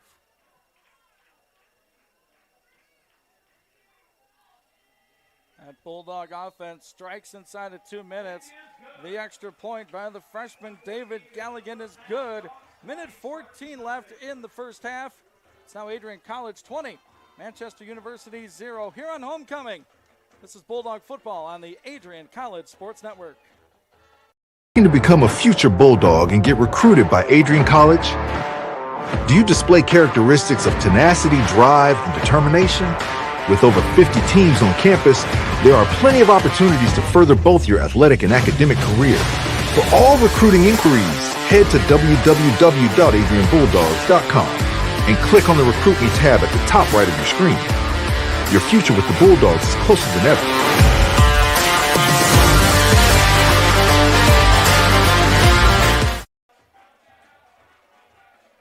Right back on the Adrian College Sports Network. Jaden Berkeley and Frank Moody back deep to receive the Adrian College kickoff from the youngster, David Galligan. After the youngster, Braden Whitaker made a nice grab and got escorted into the end zone for the latest Bulldog score. Foot to leather. This will be returnable inside the 5-yard line, setting up a return to the left. Bulldogs converge and slow the man up and wrap him down, take him down. Ball popped out. Was he down, or is there a fumble on this play? Dogs think they have it. And the Spartans come away with it, says our head referee. Near disaster for Manchester late in the half. Well, remember when I said you put the younger kicker out there to kick that ball, force a return, because you want to force a fumble. That's exactly what happened there. Unfortunately, Spartans were able to get back on it, but that ball definitely comes loose because he was stuck on top of some bodies. Tim Simons, I believe, ripped that ball out, 31. So Manchester has 1:03 left before half. No timeouts, down 20-0. See how quick the Spartans can go. First play will be a screen pass out toward the far side of the field. Stops the clock. Campbell with another catch. They're looking at 10. They're looking at 40. And they are looking at 8 this afternoon, Sean. That's really been where their production's been coming from. Clock stops, 55 seconds before half. It's going to be a run fake. Screen out to the left. They're testing that Bulldog secondary. It's going to be a first down catch and run. As Adrian's 35, Ethan Burrows, helped bring him down.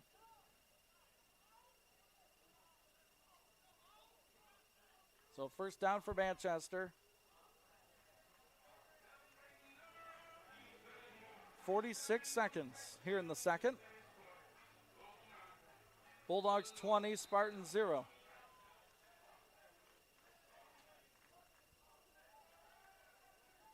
Quarterback looks to pass, going left side. There's the takeaway.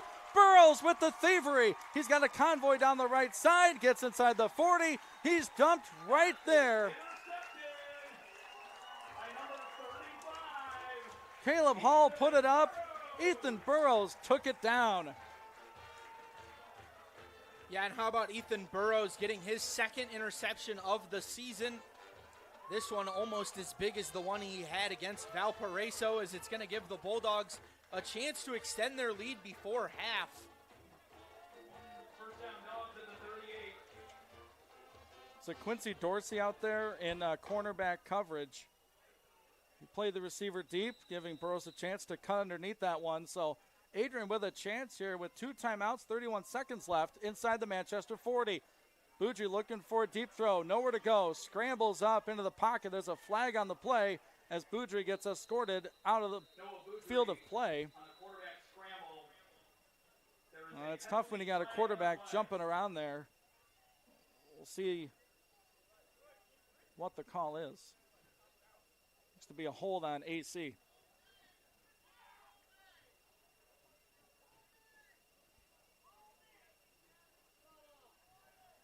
So you could almost, I don't know if you could hear that through a microphone, Sean, but after the hold was called, you heard from the far sideline all day.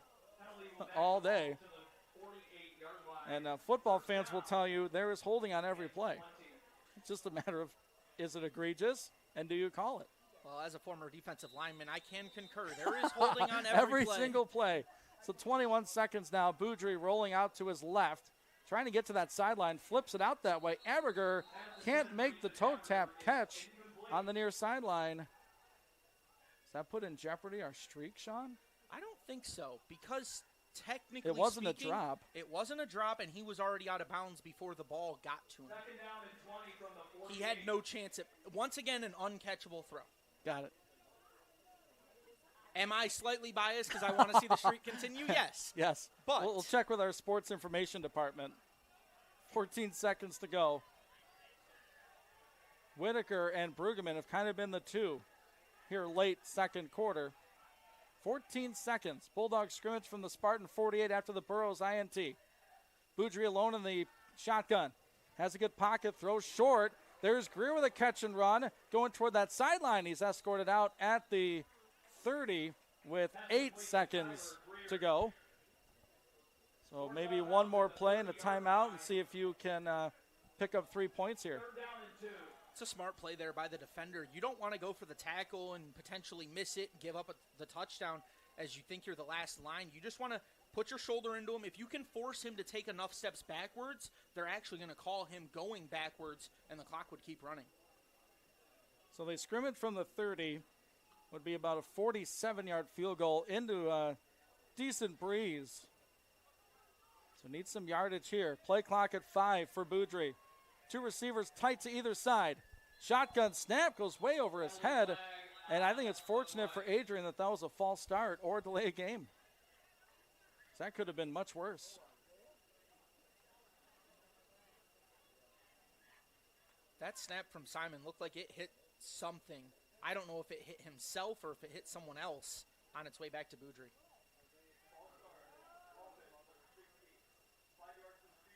They get a false start on Whitaker. So it puts it back to the 35 on the right hash.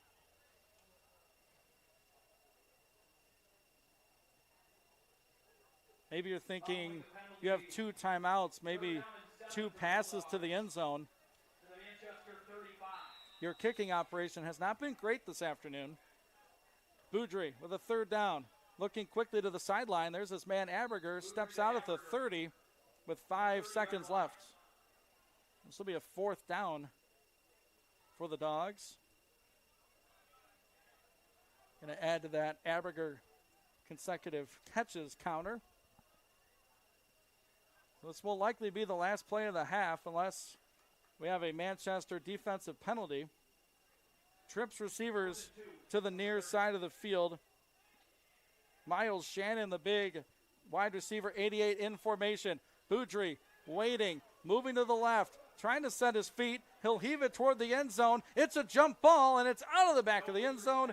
No chance on that one. No flags on the play, and we've hit the halftime here at Docking Stadium.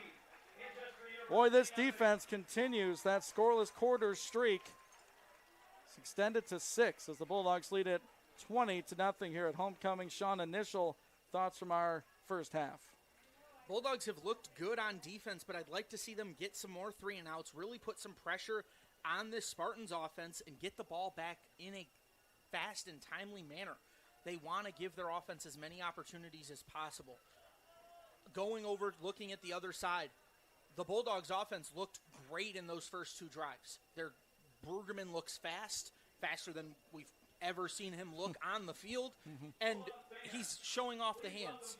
So far, Brueggemann has been everywhere for this team, and at the end of the day, the Spartans are double-teaming Aberger. They're making Boudry go elsewhere. That's causing Boudry to have an extra hitch. It's causing him to slow down his pocket presence a little bit. And if Boudry's time gets shaken up even just slightly, that can lead to a mistake or a sack. And if we've learned anything about this coaching staff, the expectations are high. The expectations are be cleaner than that first half. Defensive penalties, those offside penalties, false starts. Just can't have it. Got to stay focused. We'll see what the Bulldogs come out with in the second half. Ian Wentz, Sean Whitmer on the microphone here this afternoon. We have Tim Ambrose back in the downtown Adrian studios. Nathan Lindner. Dramatic pause. Our engineer here this afternoon. I got it. We're good. We're locked in for the second half. Bulldogs leading the Spartans 20-0. We'll be back with our third quarter after an extended homecoming halftime. This is Bulldog football on the Adrian College Sports Network. Bulldog fans, remember to follow Adrian College TV on social media. For game highlights and campus events, you can catch it all on Instagram, Facebook, TikTok, and X at Adrian College TV.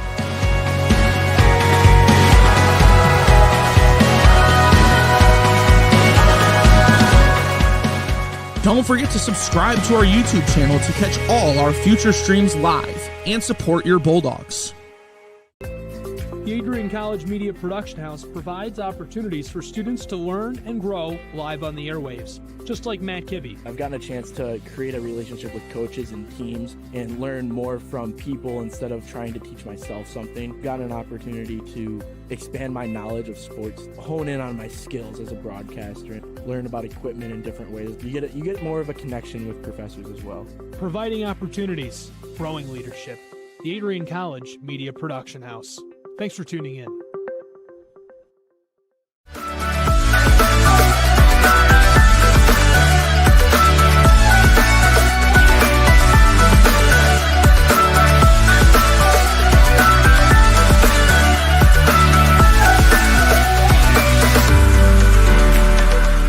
You stand today, students, on the threshold of a magical time in your life. A time of significant growth and introspection, self-awareness, challenge, and great, great opportunity.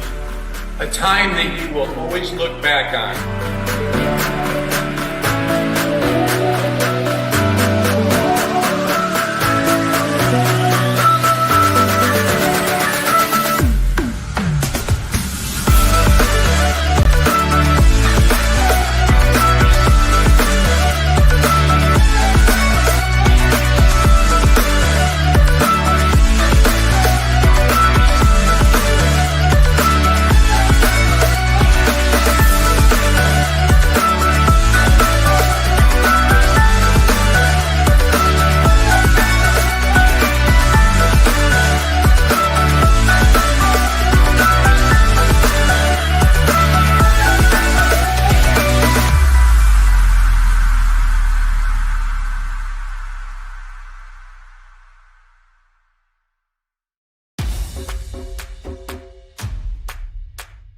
This is the Arrington Bookstore at Adrian College, the place to get game day ready, represent your clubs and organizations, and be Bulldog proud.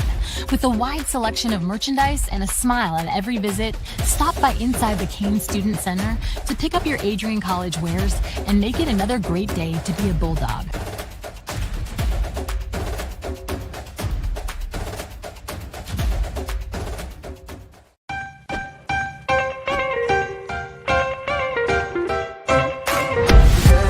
I'm a special ed social worker. And I'm a third-year public affairs major. I'm an action filmmaker. Jevi is like a consolidated platform where I could have focused information in a couple swipes.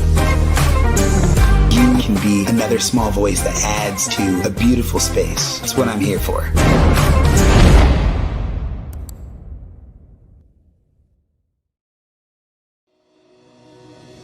Hi, I'm Aubrey Morgan, the current student government president here at Adrian College. I chose Adrian College because of the campus size. Campus feels like a fun, energetic community where everyone knows each other. If you want to see what Adrian has to offer for you, you can schedule an in-person visit at adrian.edu/campus-visit.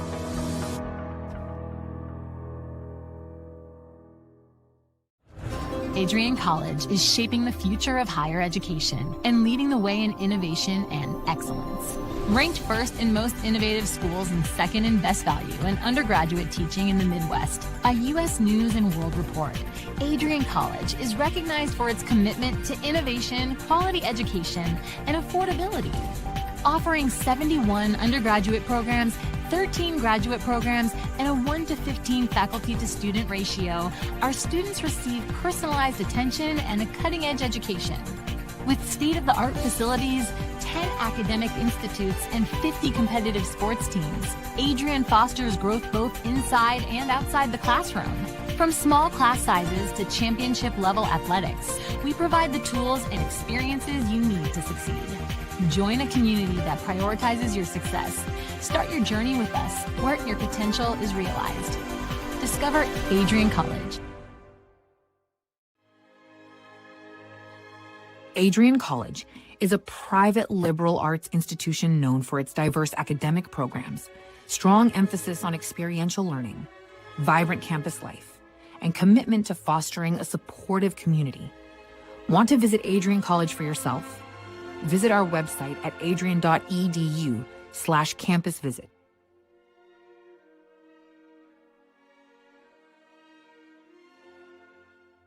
Are you looking to become a future Bulldog and get recruited by Adrian College?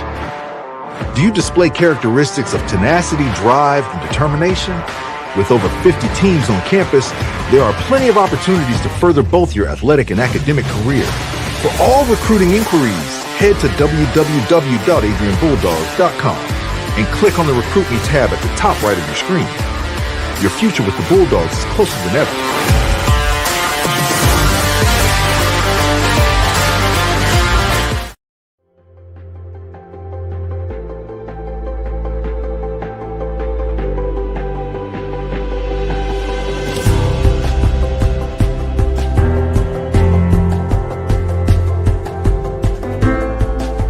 The diploma you will receive symbolizes your efforts and distinguishes you as a highly educated person, learned in the arts and sciences and prepared for a life of achievement and great accomplishment. Adrian College has built something very special. You've created not just an academic environment, but a culture of physical excellence, discipline, and resilience. You've turned this college into a place where pushing the limits isn't the exception, it's the expectation.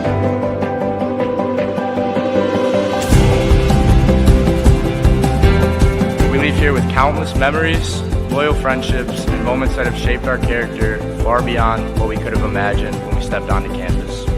So now, class of 2025, we've come a long way, and I know as we step into this next chapter, we'll step into a new exciting adventure. I know we will do so in faith, in confidence, and in gratitude. Thank you guys, and congratulations, Adrian College, class of 2025.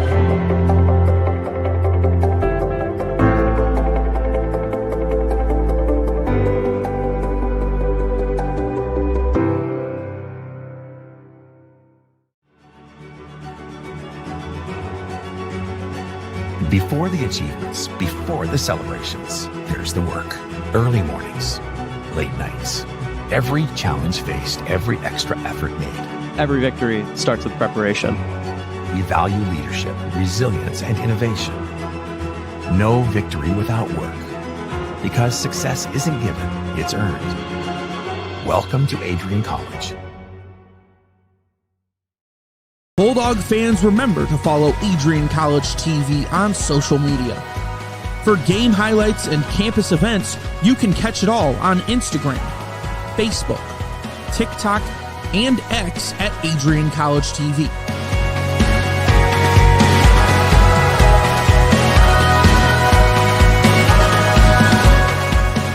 Don't forget to subscribe to our YouTube channel to catch all our future streams live and support your Bulldogs. The Adrian College Media Production House provides opportunities for students to learn and grow live on the airwaves, just like Matt Kibbe. I've gotten a chance to create a relationship with coaches and teams and learn more from people instead of trying to teach myself something. Gotten an opportunity to expand my knowledge of sports, hone in on my skills as a broadcaster, and learn about equipment in different ways. You get more of a connection with professors as well. Providing opportunities, growing leadership. The Adrian College Media Production House. Thanks for tuning in.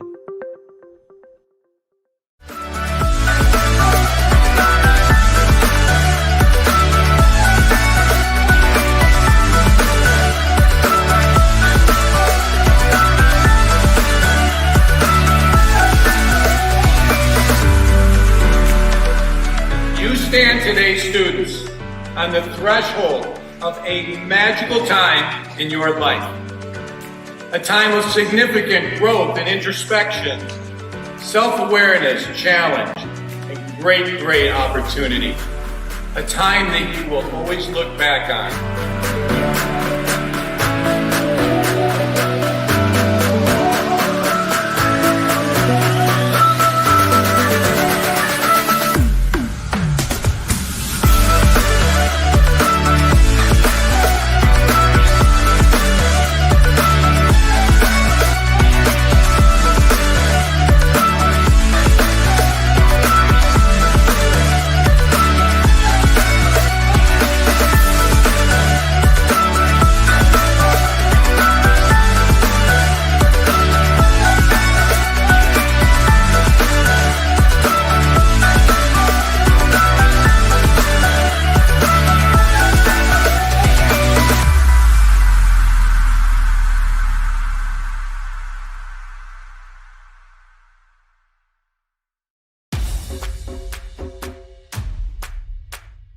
This is the Arrington Bookstore at Adrian College, the place to get game day ready, represent your clubs and organizations, and be Bulldog proud.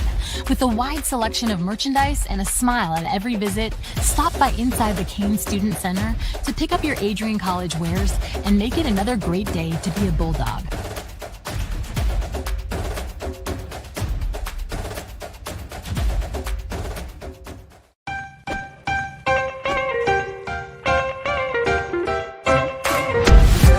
I'm a special ed social worker. And I'm a third-year public affairs major. I'm an action filmmaker. Jevi is like a consolidated platform where I could have focused information in a couple swipes. You can be another small voice that adds to a beautiful space. That's what I'm here for.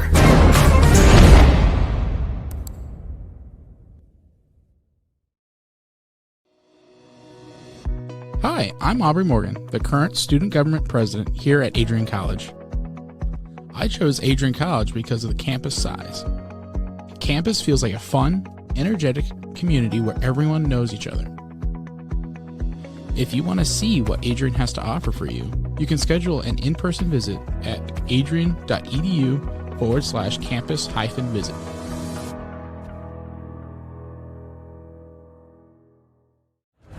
Adrian College is shaping the future of higher education and leading the way in innovation and excellence.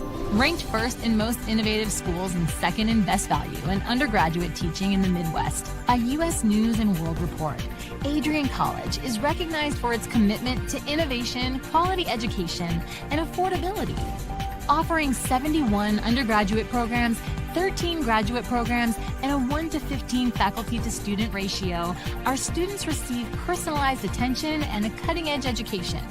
With state-of-the-art facilities, 10 academic institutes, and 50 competitive sports teams, Adrian fosters growth both inside and outside the classroom. From small class sizes to championship-level athletics, we provide the tools and experiences you need to succeed. Join a community that prioritizes your success. Start your journey with us, where your potential is realized. Discover Adrian College. Adrian College is a private liberal arts institution known for its diverse academic programs, strong emphasis on experiential learning, vibrant campus life, and commitment to fostering a supportive community. Want to visit Adrian College for yourself?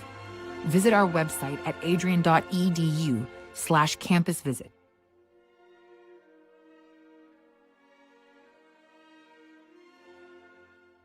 Are you looking to become a future Bulldog and get recruited by Adrian College? Do you display characteristics of tenacity, drive, and determination? With over 50 teams on campus, there are plenty of opportunities to further both your athletic and academic career. For all recruiting inquiries, head to www.adrianbulldogs.com and click on the Recruit Me tab at the top right of your screen. Your future with the Bulldogs is closer than ever.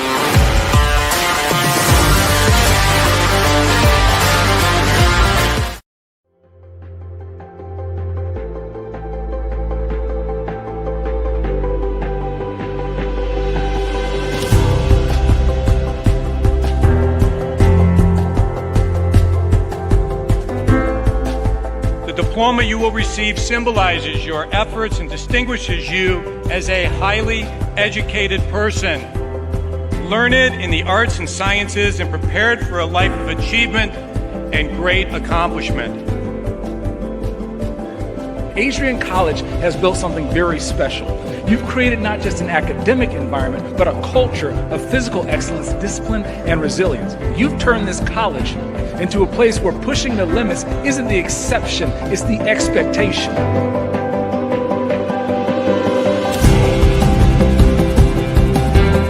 We leave here with countless memories, loyal friendships, and moments that have shaped our character far beyond what we could have imagined when we stepped onto campus.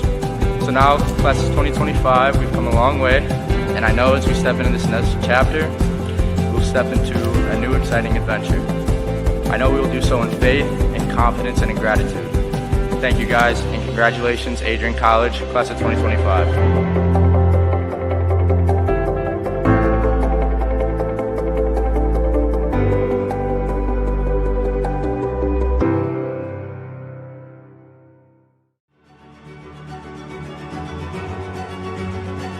Before the achievements, before the celebrations, there's the work. Action today. Albion took on Rose-Hulman, and that game has gone final. Albion gets the win there, tight one, 25-17. Olivet took on Bluffton earlier today out of Ohio. They lost that one 37-28. Other scores from around the league. Hope College beats Mount St. Joseph University 31-27. Trine beats Franklin earlier today 35-27. The score of the day so far, Sean, is Alma goes on the road, or rather was that home? You double check that? Believe they was at Alma against Hanover College. Big upset. Yeah, Hanover beats Alma 24-23, 14 points in the fourth quarter for Hanover, giving Alma their second loss here in the early season. And of course, this week is the Heartland Collegiate Athletic Conference MIAA crossover. So a big win for what? Looking at the scoring plays here, Hanover scored with 32 seconds left to win the game. An extra point. The extra point won it. Wow. Bit of a stunner there for the Scots, the co-favorites essentially to win the MIAA, along with Hope College. There are two night games in the MIAA.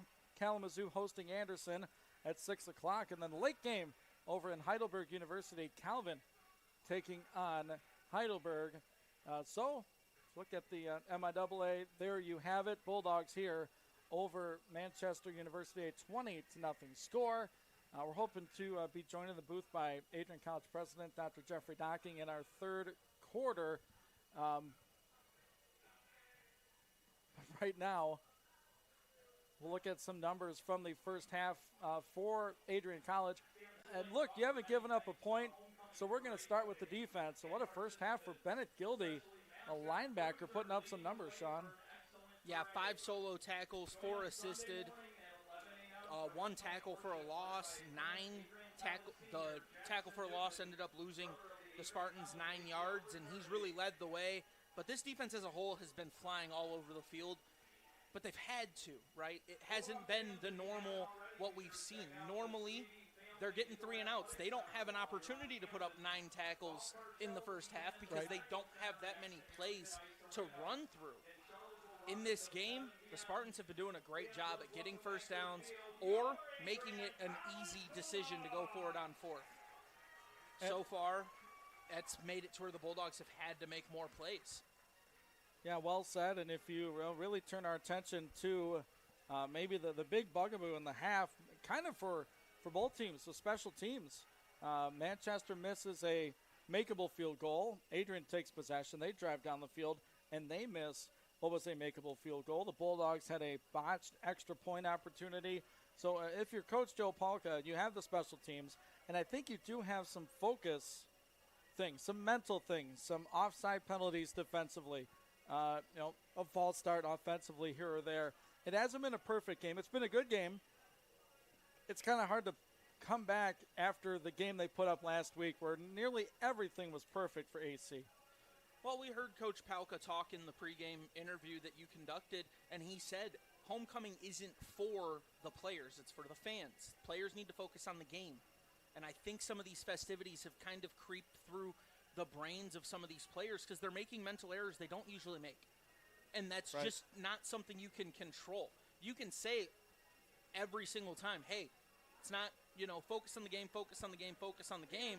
But no matter how many times you say that, sometimes it just gets into the back of your head and you jump off sides as a sophomore that has quite a bit of experience. You make some of these slight mistakes that you don't normally make. You fumble a fake jet sweep to run up the middle if you're Boudry, something you don't normally do. It's just been a little bit sloppier than we're used to seeing.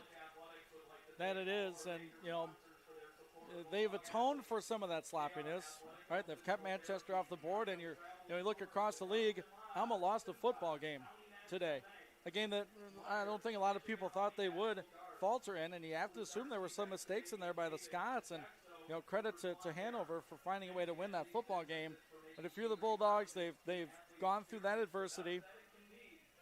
I'm sure things will get tightened up in the second half, more of a focus. Look, maybe your little brother's in the stands. This might be the only game they come to. You got mom, dad, aunts, uncles, brothers, and sisters here for homecoming.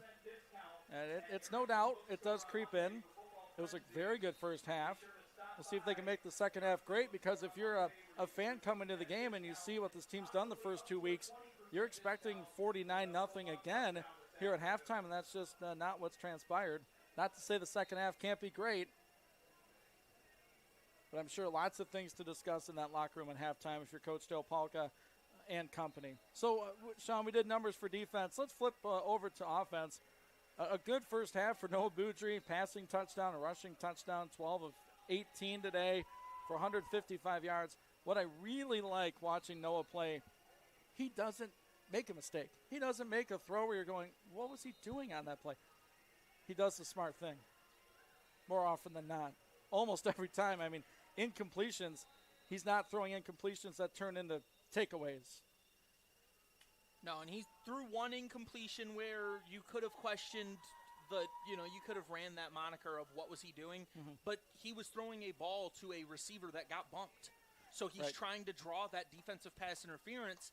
I think if the ball gets intercepted, the refs throw the flag. That's how close of a play that is. But because the ball hit the turf, the refs are deeming it as, I imagine they deemed that as an uncatchable ball, and that's why no defensive pass interference comes out. However, if you're the Bulldogs, that's a play that gives you a first down on 3rd and 9. You move the sticks, you get another opportunity, and it was a throw to Ethan Aberger, a smaller receiver. If that's a bigger body receiver, that he probably runs straight through that contact and makes the grab. Speaking of receivers, Trey Brueggemann leads all pass catchers, 2 receptions for 69 yards. Aberger held to 19 yards on 4 receptions today. Boudry leads the Bulldog ground attack, 66 yards, 4 rushes. Brueggemann has more attempts, 8 for 45. So credit to Manchester University in that front. See if these dogs come out barking here in the second half. They're going to get the football first. Here on homecoming, half number 2, 20-0 AC. Ian Went and Sean Whitmer on the call with you. So happy to have you back in the Maple City. Friends, family, alumni alike all over this beautiful campus today, yesterday, and I'm sure tomorrow.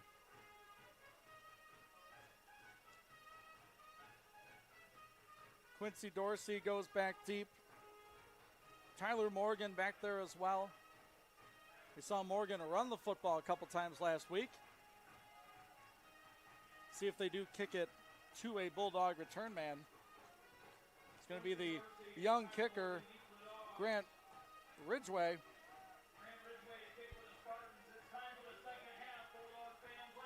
Spartans will kick it left to right as we look down at Kapnick Field at Docking Stadium.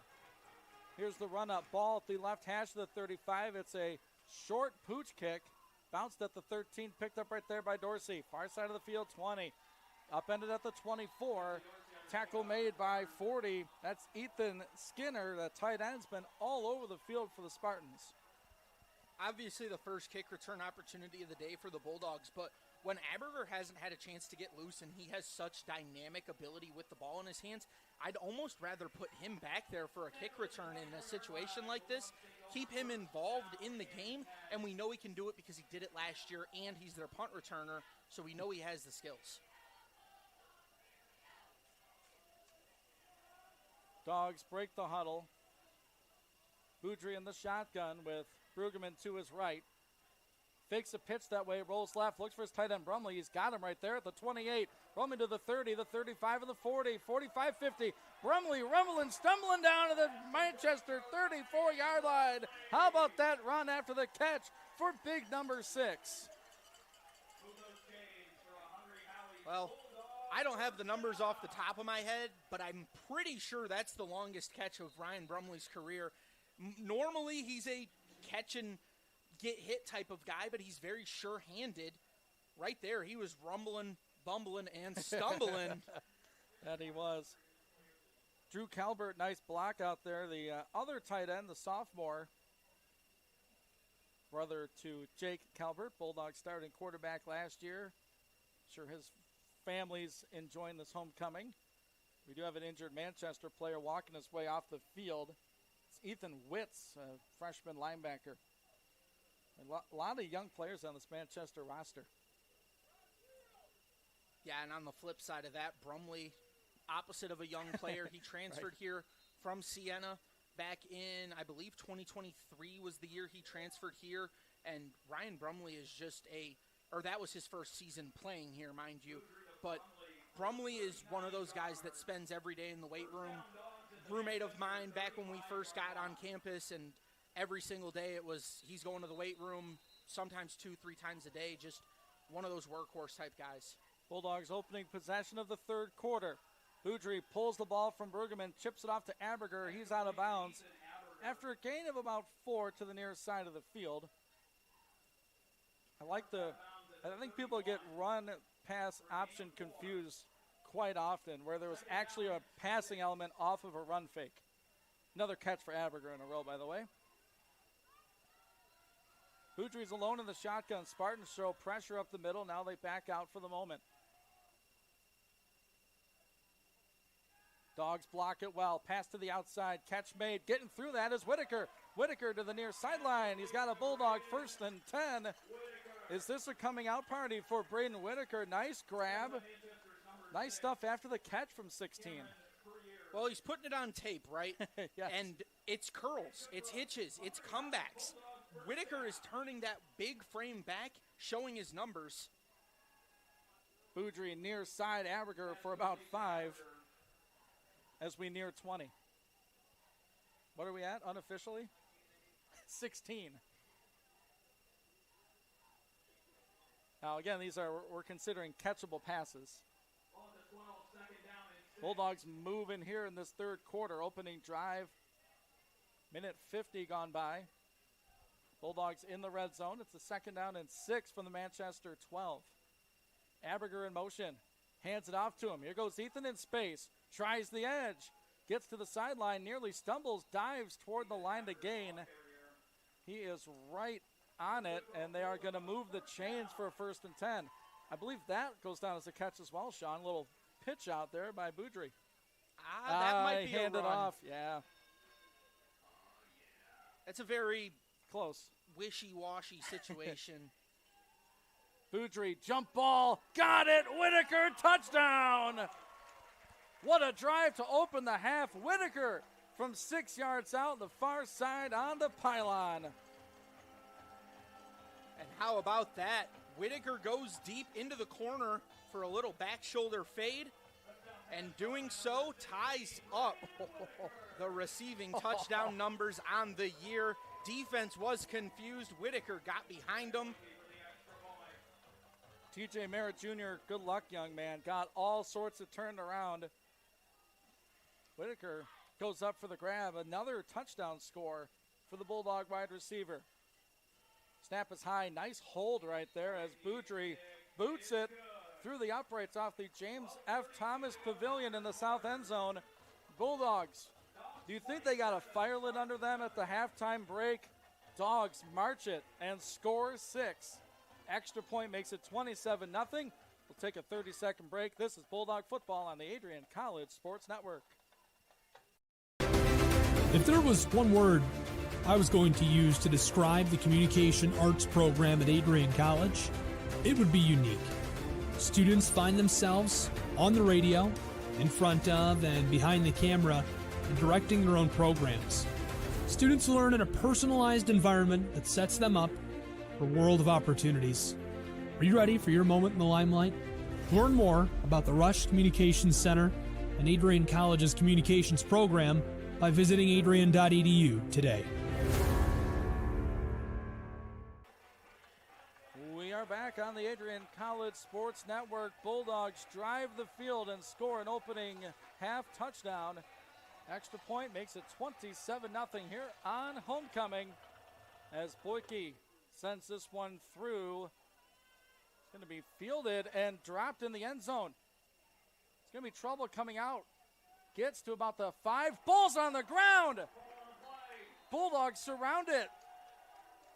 Who came out of the pile with it? Frank Moody put it on the turf, and there's a Bulldog with the football. And a perfect start for AC on homecoming in the second half. Why did you field that kick? It's a hard one to read, and wanting to make a play, but he makes a play for the wrong squad, and it looked like 46 got the club in there. That's McGuire Boyd, the sophomore linebacker. And just to call out my partner here, Ian, as he said, this defense needs a touchdown. Well, the defense isn't going to take the field. That's right. Special teams said, we'll take that, sir. So here's an opportunity. Look at Boudry. He's split way wide to the near side of the field. Brueggemann lined up to take the snap. It's going to be a run to the near side. And Whitaker gets down to about the 3. Boy, you know what that's setting up? I want to see a fade route to Noah Boudry at some point. See if Brueggemann's got the arm, put it up to number 8. He's got one-on-one coverage. Well, Brueggemann last year went 1-for-1 with a 3-yard touchdown pass, so he's got the ability to throw. So Boudry goes back into his regular position.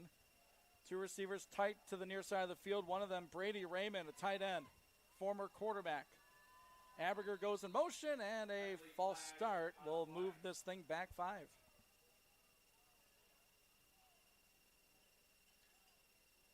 Looked like that was going to be a spot concept there over on the left side with Raymond. Oh, it's on the center. Simon. Second and goal from the 8. Probably twitched the ball. That's usually what you get the center for on false start. But Raymond looked like he was running just a quick corner route with Aberger running an underneath flat. It's a 2-read concept. Sometimes you'll get a little hitch involved, but looked like just a 2-man read. Boy, Whitaker looking for his 3rd score. He's on the far side of the field, split out wide. Second and goal from the 8. It's going to be a run through the middle. Boudry lowers that shoulder, drives the legs toward the goal line. He's just a yard or 2 short. Multi-dimensional this offense is. I mean, you could see a running back going that way. Keep your quarterback, run it right through the hole. Hand off that speed play. I think that's a read option based on how long Aberger wanted that football, and that's what caused the fumble last time, so they really have to be careful here. in goal-to-go situation. But if Whitaker can get open, as I don't think he will, this looks like Bulldog. The Bulldog formation. Going to put Ryan Brumley in the H-back position. Brueggemann alone in the shotgun. They send Schrader in motion. Fakes the give. Brueggemann's got 6. Over the right tackle and into the end zone for a Bulldog blitz in this third quarter. 2 scores quickly. A special teams play in between and another TD for Brueggemann as he does a Bulldog celebration. Yeah, we mentioned before his first touchdown that we wanted to see him get in the end zone, especially in that Bulldog package. Well, he's had 2 Bulldog package runs there on goal-to-go situations, and he's 2 for 2 for touchdowns. Short drive set up by special teams. The point after touchdown is true for David Galligan. 10:50 to go in the third quarter. And as I mentioned, Bulldog blitz, and they haven't played defense yet. 2 scores in the early going of our third quarter. We'll step aside. This is Bulldog football, homecoming style, right here on the Adrian College Sports Network. Hi, I'm Aubrey Morgan, the current student government president here at Adrian College. I chose Adrian College because of the campus size. Campus feels like a fun, energetic community where everyone knows each other. If you want to see what Adrian has to offer for you, you can schedule an in-person visit at adrian.edu/campus-visit.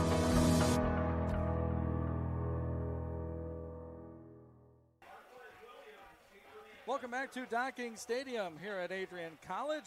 Bulldog football here on a Saturday afternoon. 2 quick TDs by the offense. And this special teams unit forced a turnover moments ago, and we'll see what they can do here. David Galligan will get a chance on this kickoff. And there's a new return man back there. It is Berkeley. Berkeley tries the left side. There's a block in the back. No flag. Has speed on the far side of the field. Ball's loose again. Are you kidding me? It's kicked around. Bulldogs and Spartans fight for it in Adrian territory. Is this back-to-back? Is this back-to-back? Come on.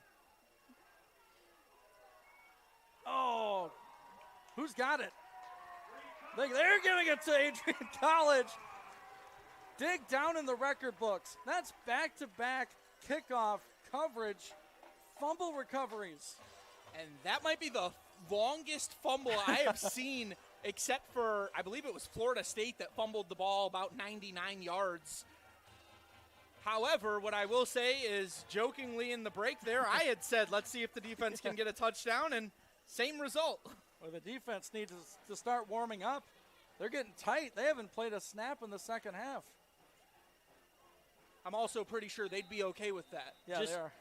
turnovers on kickoff, and they can take a break. 2 special teams takeaways. Boudry setting up a screen to Aberger, gets a block by Brumley. Aberger tries the middle, gets shoved ahead for a couple more up to the 47-yard line. So Manchester tries a new kick return man, and Jadon Berkeley coughed it up. As the consecutive catch counter, the 17th straight catch. Again, if that's a stat we keep, it's got to be close to or the record for the program. Dogs with a 2nd and 2. We have yet to play 5 minutes of the third quarter. Here's a give to Giorgio Pitts. He bounces off a tackler, gets to the line of scrimmage. Flexing the muscle, Giorgio Pitts, the sophomore wide receiver. Might be the best negative 1-yard run we've seen today. Yeah, and that step out was just a business decision there. That's a I'm not doing that again. Yeah, I shed off 1. That's my quota for today. Let me get out of here. Spartans force a 3rd down opportunity. 2 tight ends, Raymond and Brumley to the far side. Aberger in motion left to right. It's going to be a run through the middle. No, it's Boudry keeping it, and he slides short of the line of scrimmage. Again, business decision, possibly. Boy, he had a great run fake. I thought Carson Schrader had that football. That was another triple option there. Fake it to Schrader, and he was reading that end man. End man crashed in, so he kept it. But the read there is to pitch the ball to Aberger. They're going to go for it, at least line up. Under 9 to go in the third. Bulldogs have scored 14 quick points in the third. Boudry and company takes the shotgun snap. Rolling left, looks to throw. Has his man. There he is, Aberger, 1st and 10. Add to that counter. This guy is a vacuum cleaner. 1st down, Bulldogs.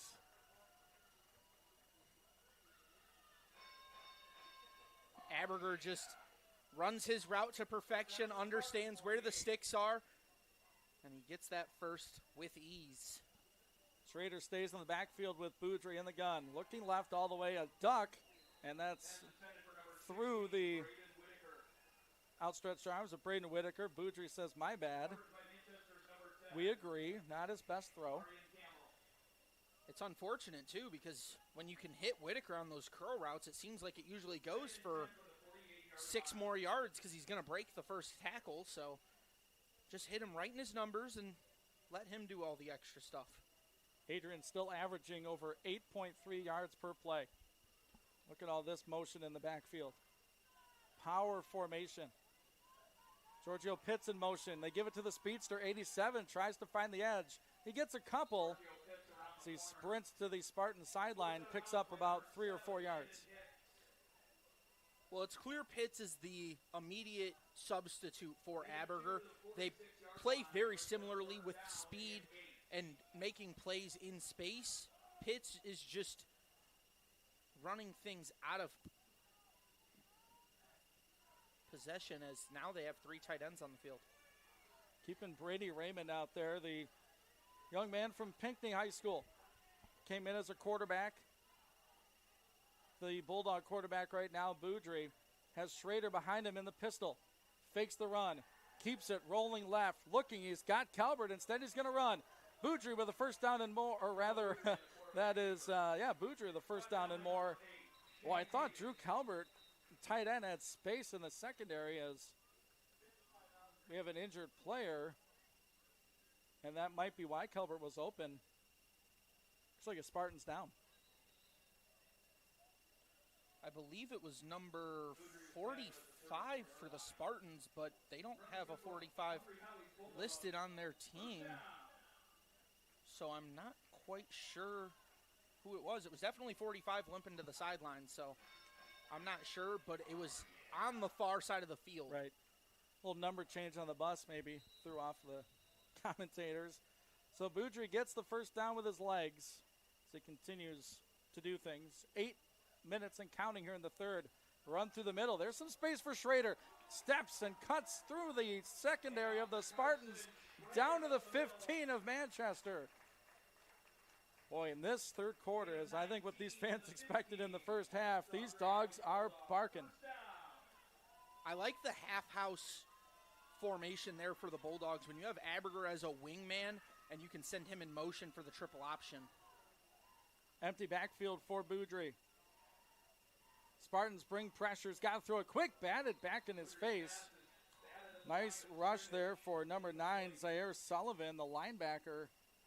Got his big mid up there, knocked down the Boudry pass. Stops the clock at 7:27.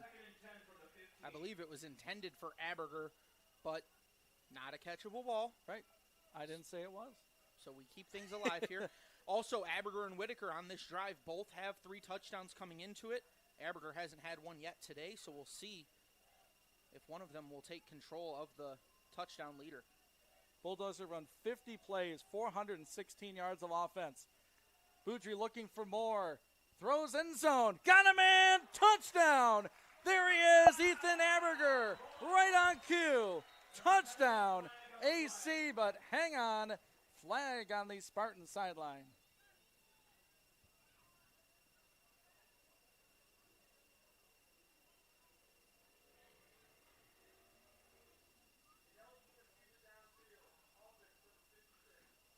An eligible man downfield.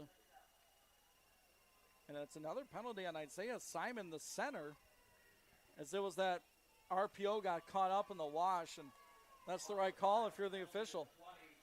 It's unfortunate, too, because that would have been another touchdown grab for Aberger, and the second time I would have called a touchdown right before it happened, but people probably go their whole lives without that happening.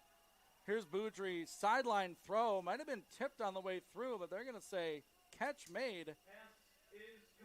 Whitaker, nice catch on the Kapnick Field turf. Is that ball tipped, Sean? I couldn't tell live.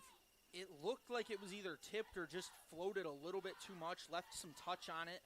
But if it was tipped, Boudry put some heat on that ball because the spiral stayed all the way through.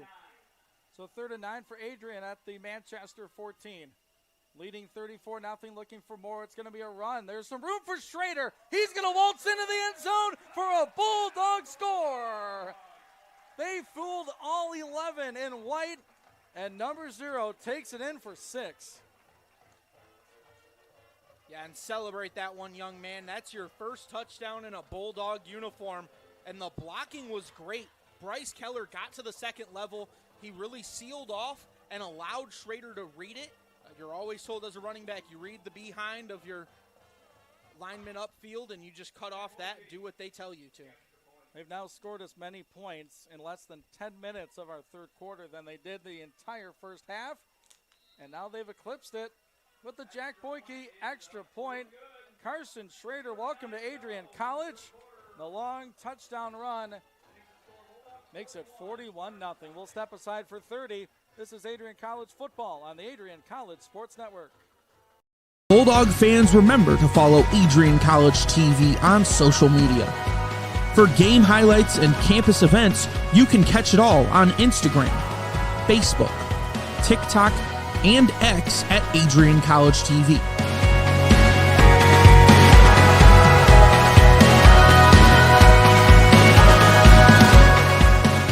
Don't forget to subscribe to our YouTube channel to catch all our future streams live and support your Bulldogs.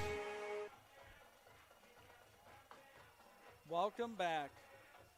I mean that in many ways. Back to the broadcast and back to Adrian College. Homecoming, the last day of summer as fall is around the corner. Ian Wendt and Sean Whitmer.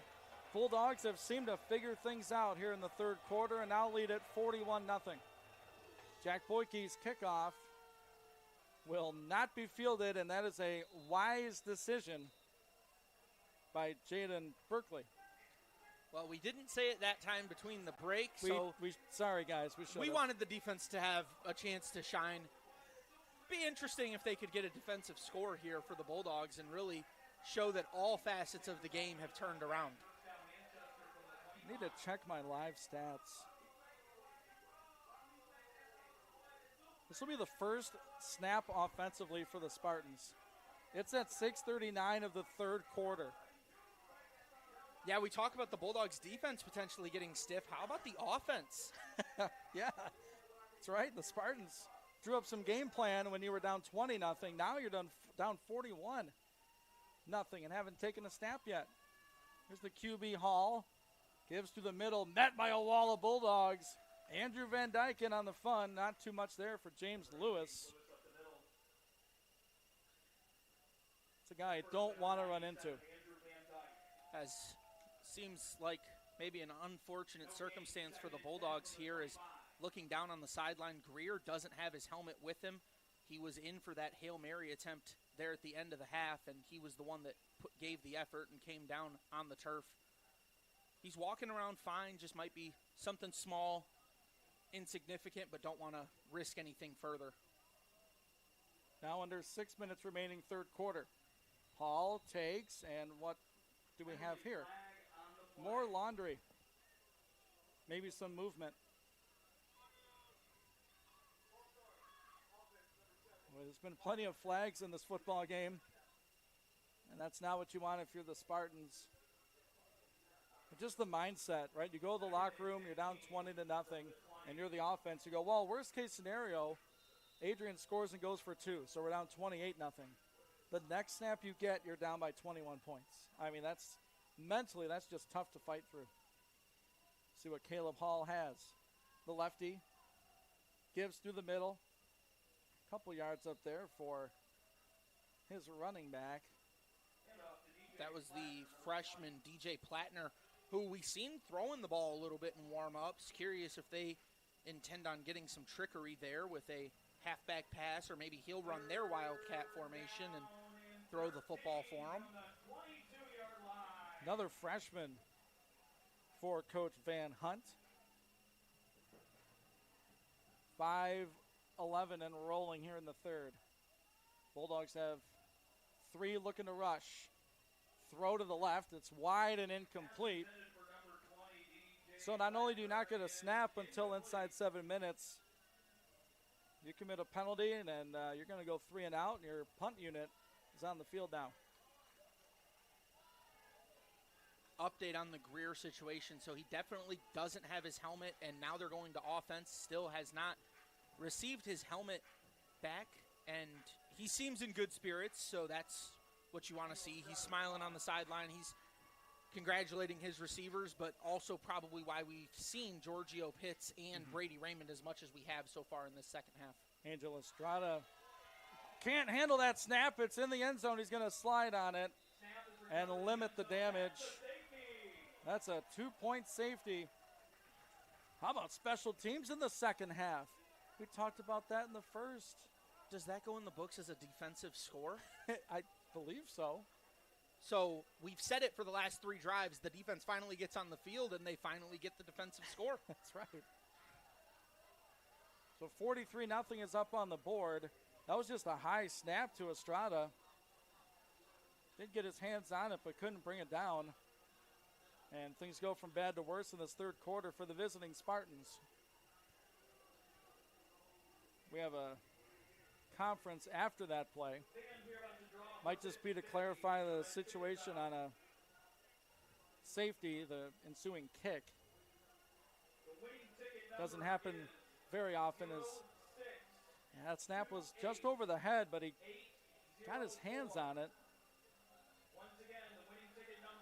Again, if you're one of those two, you're blaming yourself. If you're the snapper, you're saying that's high. If you're the punter, you're saying that's my bad, I should have had it. So a free kick coming up with 4:57 left here in our third quarter. Be sure to tune into postgame for Sean's selection of the player of the game. Will he go defense today? Will he go offense? I think going into half, I was going defense, but how do I go defense when they've played 1 drive in the third quarter so far? And 3 plays, yeah. Well, if you count the punt, 4. Also, going back to that punt, Estrada has to back up there. I know we talk who takes credit for that. Every snap from the long snapper has been a little high. Estrada needs to take 1 step further back. That allows him to make that catch and get that punt off cleanly. It's unfortunate because he's punted the ball really well today. He's just had to leap up and grab the ball each time. So now the freshman kicker, Grant Ridgway, will kick off from the 20, the ball on the left hash on the free kick situation after the 2-point safety. Here's a run up and the kick. It's a short squib kick. Bulldogs going to let it bounce and pick it up at the 30-yard line, looking for space on the near side of the field. This is 26, Cal DeLeslie, and he gets up over the 35-yard line. Delisle, with the run back for Adrian College. And here comes that offense right back out onto the field. There's been a couple in-between hops where you don't have enough time to run up and catch it, so you're kind of in between, wait for it to bounce or do what you want. As it looks like Schrader is split wide in this formation here with a bunch tight on both sides, and then Schrader extremely wide. Leaves his quarterback, Noah Boudry, alone in the shotgun. Manchester crowding that A-gap right over the center. Takes the snap, looks near side, catch made over the 40 to the 45-yard line, and he's wrestled down by Gabe Schwieters. There's a freshman receiver getting involved. Good protection up front that time. Yeah, it was a nice job closing that A-gap. As you said, they were putting all of their eggs in that basket. Bulldogs knew it. There was a little bit of a free rush from the outside, but nothing Boudry couldn't handle. Pickup of 8 on the play. This will be a run for Schrader through the middle. That's a first down. Gets wrapped up and dropped at the 50. Tackled by Ethan Witz, the freshman linebacker. And look, you see it in high school football. You see it in college football. it's hard to win with a lot of freshmen on the field. You like to have junior, senior, grad students in your lineup, and if you're trying to build up a program, you're going to get those times where you have to play these young men, and they're put in tough spots. See how Manchester responds here. Boudry, quick hitter. That time, the sure hands of his tight end. Ryan Brumley hauls it in. Tight ends and slot receivers are a quarterback's best friend. Now, one of the electric slots is coming back into the game, Giorgio Pitts. If he goes in motion, don't be surprised to see him get a quick handoff here. Lenawee County native Quinn Hiram also in the game, number 4. He's in the slot to the left, some confusion lining up. Pitts lines up to the outside on the right, goes in motion left. You're right, Sean. He's going to get this handoff. Trying to get the edge. He does to the 40 and near the 35-yard line. Nice job not holding on that left edge. Gave Pitts a chance to break it out.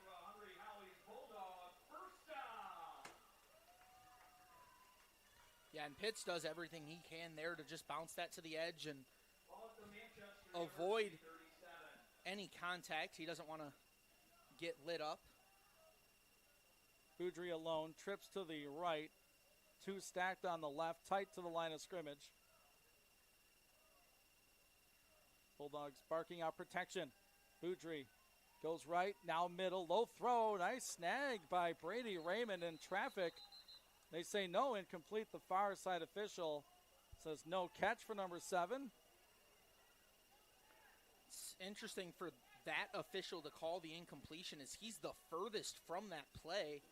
And as we look at the replay here, I think Raymond, that ball does hit the ground. I don't think it helped the catch at all, but that's an interesting bunch there on that right side in that last play because you had Schrader break open in the flat. 2nd and 10 for the Bulldogs after the incompletion. Morgan now in the backfield. He's going to give it to the other tailback. That's Carson Schrader. He scored his first Bulldog touchdown in this quarter. Gains about a yard. Behind the left tackle, Bryce Keller. 6'5", 328 goes the junior. I would follow him just about anywhere. 3rd down and 9 for Adrian College, leading at 43-0. Minute 40 to go in the third.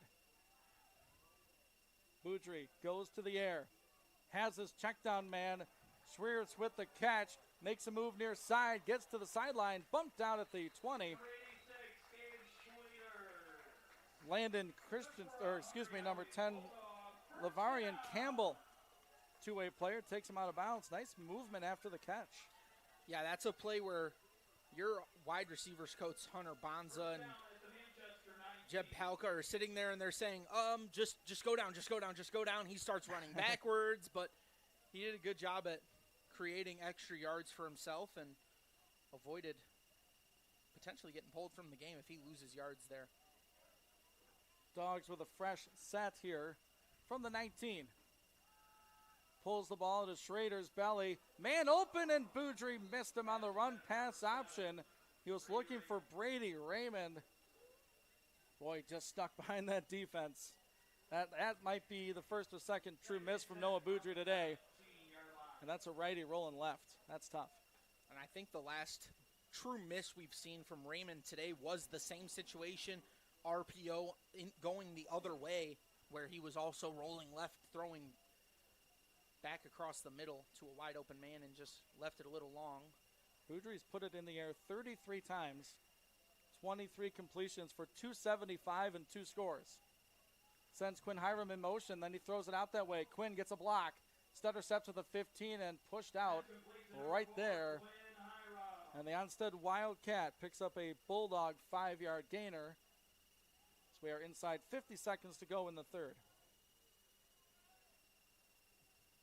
Yeah, that's just a quick read RPO for the Bulldogs as Boudry's somebody that they can trust to run that RPO to perfection.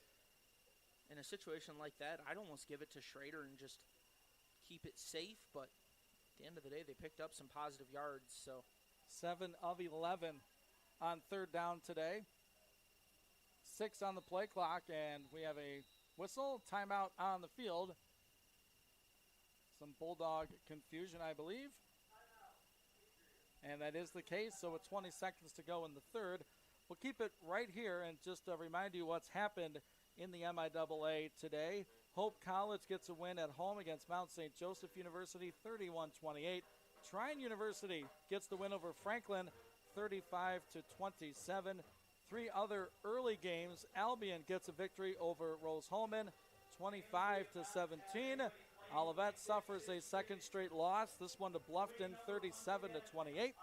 And kind of the shocker score of the day, Hanover defeating Alma 24-23 up in Alma territory, 14 points in the fourth quarter, and ultimately an extra point with less than a minute to go doomed the Scots, one of the co-favorites to win the conference. Yeah, and I believe that was Olivet's third straight losses. Looked like their record was 0-3. Yeah, tough open to the season for the Comets. Game kicking off in about 45 minutes. Kalamazoo hosting Anderson, and Calvin goes to Heidelberg University tonight down in Tiffin at 7 p.m. This is the MIAA HCAC crossover, Heartland Collegiate Athletic Conference. 20 seconds remain in the quarter, 3rd and 6 for the Bulldogs. Boudry to the air, Schrader in the flat, turns up field inside the 10. That should be right at the line. He might have it. Chains have not moved yet. And Ellie will say 1st and 10. Well, drop the chains, it's 1st and goal. Love it.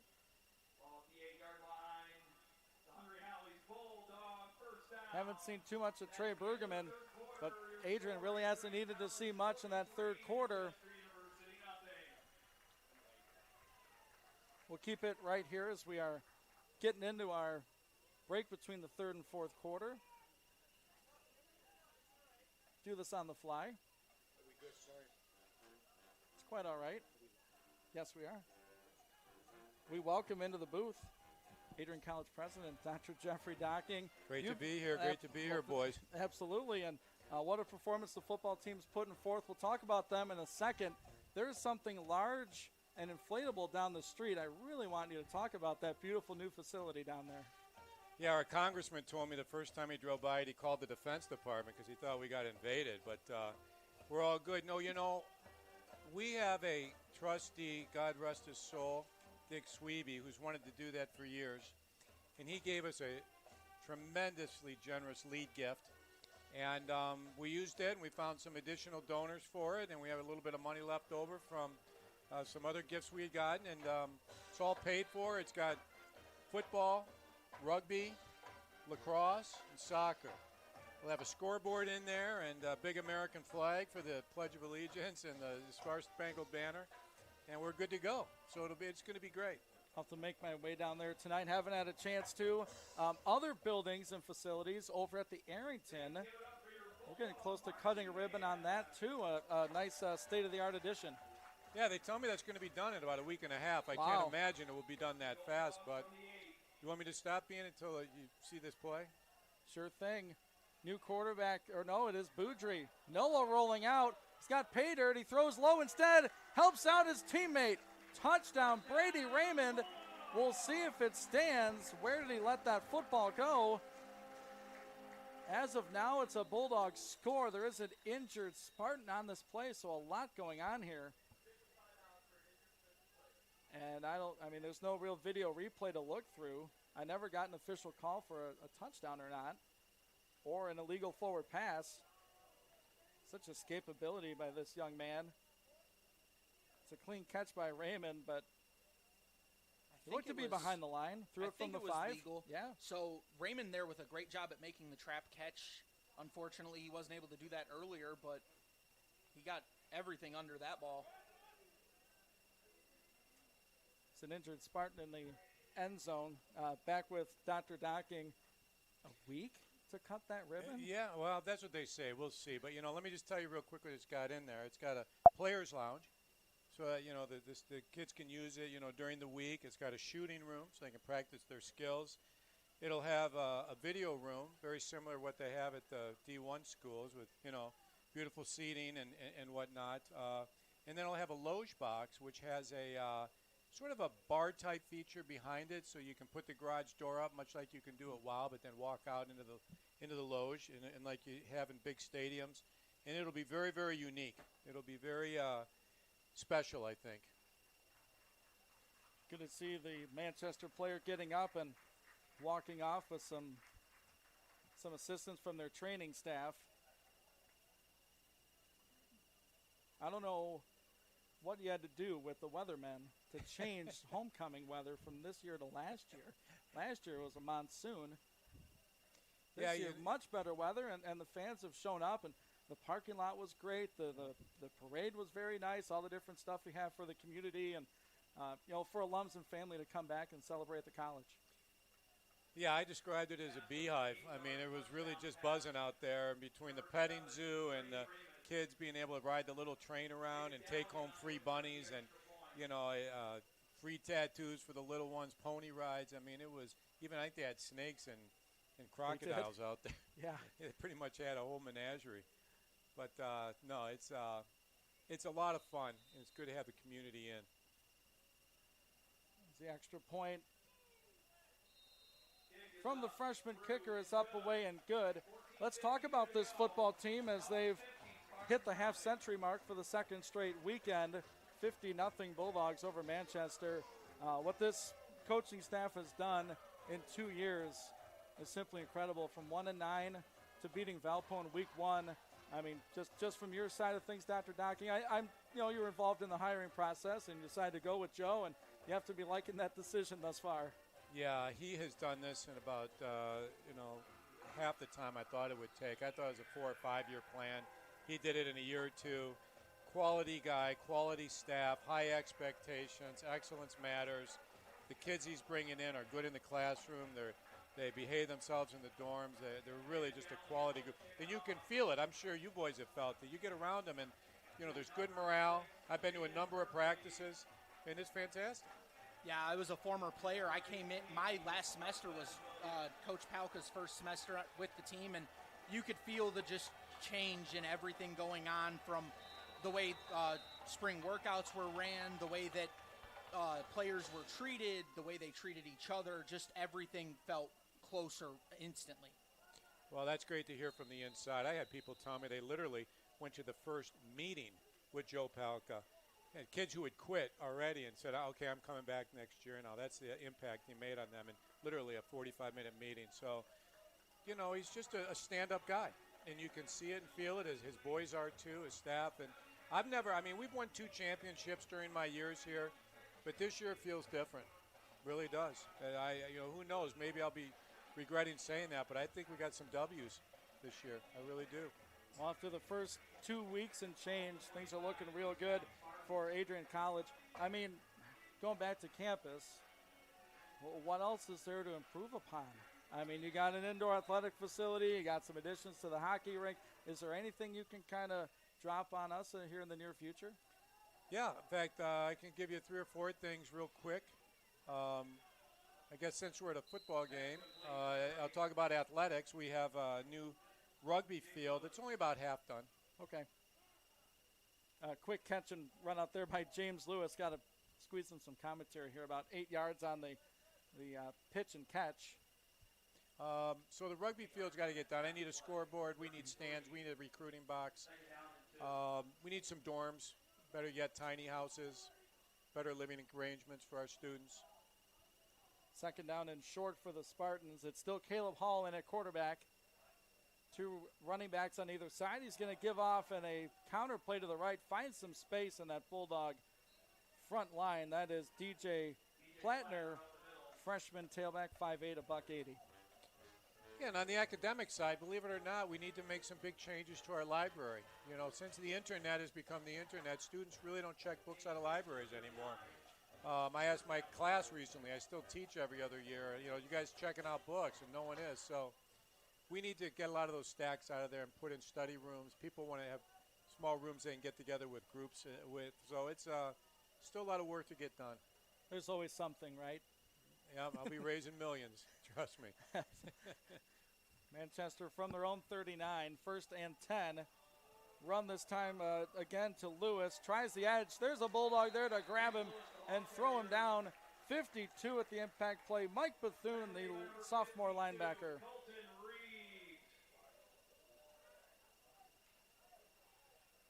That was a great job by Bethune as the running back was about to bounce off and keep going, but Bethune just grabbed onto his foot and wouldn't let go.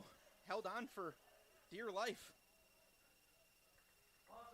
Very rarely do we get the wrong name announced on the PA, but they had the wrong name announced, and then when he corrected it, you heard a secondary cheer from the Bulldogs on the sideline. Get that man his credit. He made that tackle. 12:40 to go in this one. Run through the middle. There's Ryan Morgan, got his helmet ripped off as he tackles down Ethan Skinner. Ryan Morgan, the junior. So I knew who that was, Sean. You were looking at the roster. I know who number 9 is. He's been around a couple years. Joined in the booth by Dr. Jeffrey Docking, president at Adrian College. You know what I do like about these lopsided scores, Ian, is you get more kids in the game. I don't know if he's running his 2s yet or his 3s, but it's just nice to see everyone get in with the hard work they put in. On homecoming, there's a lot of momentum around this team. Here's a pass attempt, just spiked it into the dirt. Felt a lot of Adrian pressure on that one. Elijah Martin, one of the 2 in there. 3rd and long for Manchester. So we're anticipating some meaningful conference games this season. I think so. Albion's always good. I don't know how they did today, but they're a good team. Hope, I think was Hope predicted to win the conference? Hope and Alma were right up there. Alma, yeah. okay. Alma lost today. Did they? Yep. There's not one you can take for granted. Olivet's got a good program now and again. I mean, it's a good conference. We have a good team. The win over Valpo has the national media saying, well, there might be 3 teams in the MIAA as this punt is fielded by Ethan Abiger deep in the Adrian College end, makes a juke move at the 20, and he's escorted out of bounds shy of the 25-yard line. And, you've made no shy statements about it. Athletics are helping the school, and they really saved Adrian College when you came in. Plenty of sports. I mean, it seems like you're adding one every other year. I'm going through the bookstore this afternoon, and there's hats and T-shirts for just about everything. Yeah, my feeling is that, it's Division III. There's only one reason to play at this level is you love the game. I think most of these players know they're not going to be putting food on the table with athletics, so they take their studies seriously. There's a vibe here. There's a culture where I think people are really friendly. Sebastian Boswell now in at quarterback. Hands it off to Morgan. Gets through the middle. I've never apologized for bringing in the good athletes, and these are wonderful young people, and they really are. And we've gone from 16 teams to 55. Wow. Yeah, including cornhole. I pointed out that hat in the bookstore today. Boswell brings him to the line. A 2nd and short. Call it 1. He's going to pass. Far side of the field. That, I believe, is Quinn Hiram with a catch. Number 4 out there. Lenawee County kid. It's nice to get the local people in on the fun. A homecoming court. Had a couple of Lenawee County people on it. Speaking of, homecoming court was great. I haven't asked you about the Hall of Fame inductees. Nice dinner last night. An induction and honoring them today. Yeah, I was impressed with every single speech. I was telling somebody earlier today, everyone was heartfelt, tears, lots of thank yous to go around. Quick run through the middle. The Bulldog running back.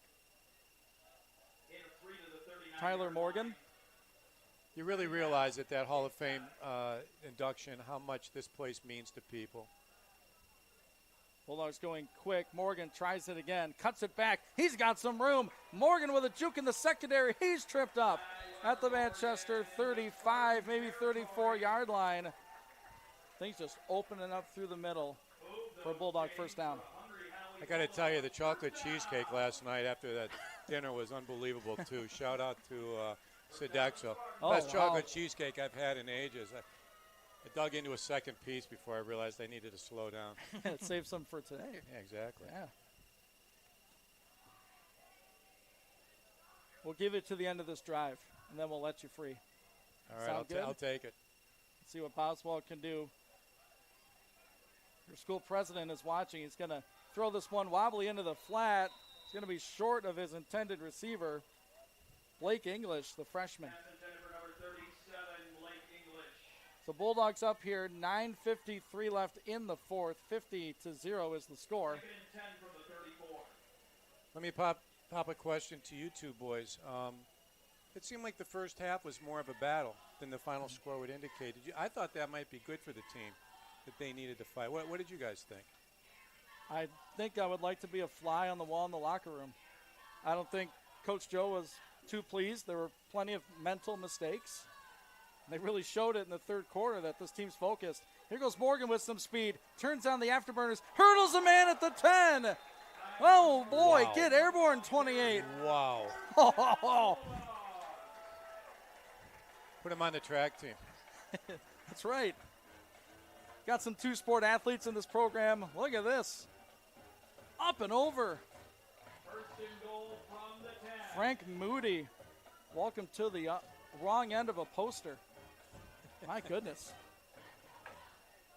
It's going to be a first and goal. Adrian right at the 10. Sebastian Boswell leading this Bulldog drive. Two receivers split out wide to either side. They send one in motion. This is Quinn Hiram. Gets a block from Morgan. Gets to the 8. Gets his ankle grabbed and dragged down at the 6. Grabbed right there by Landon Hicks. The team just responds so well to this coaching staff. I really do. I mean, they've bought in 100%.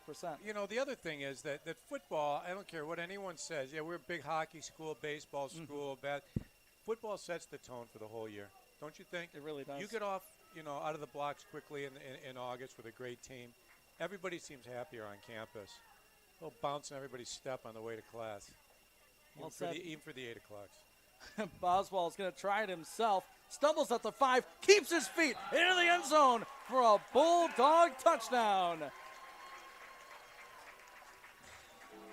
Yeah, I believe that's Boswell's second rushing touchdown in as many weeks as same play back in last week's game where he just lowered the shoulder and used that 6'5", 220-pound frame to power his way and drag defenders into the end zone, as the backup quarterback has as many rushing touchdowns as the starter to start this season.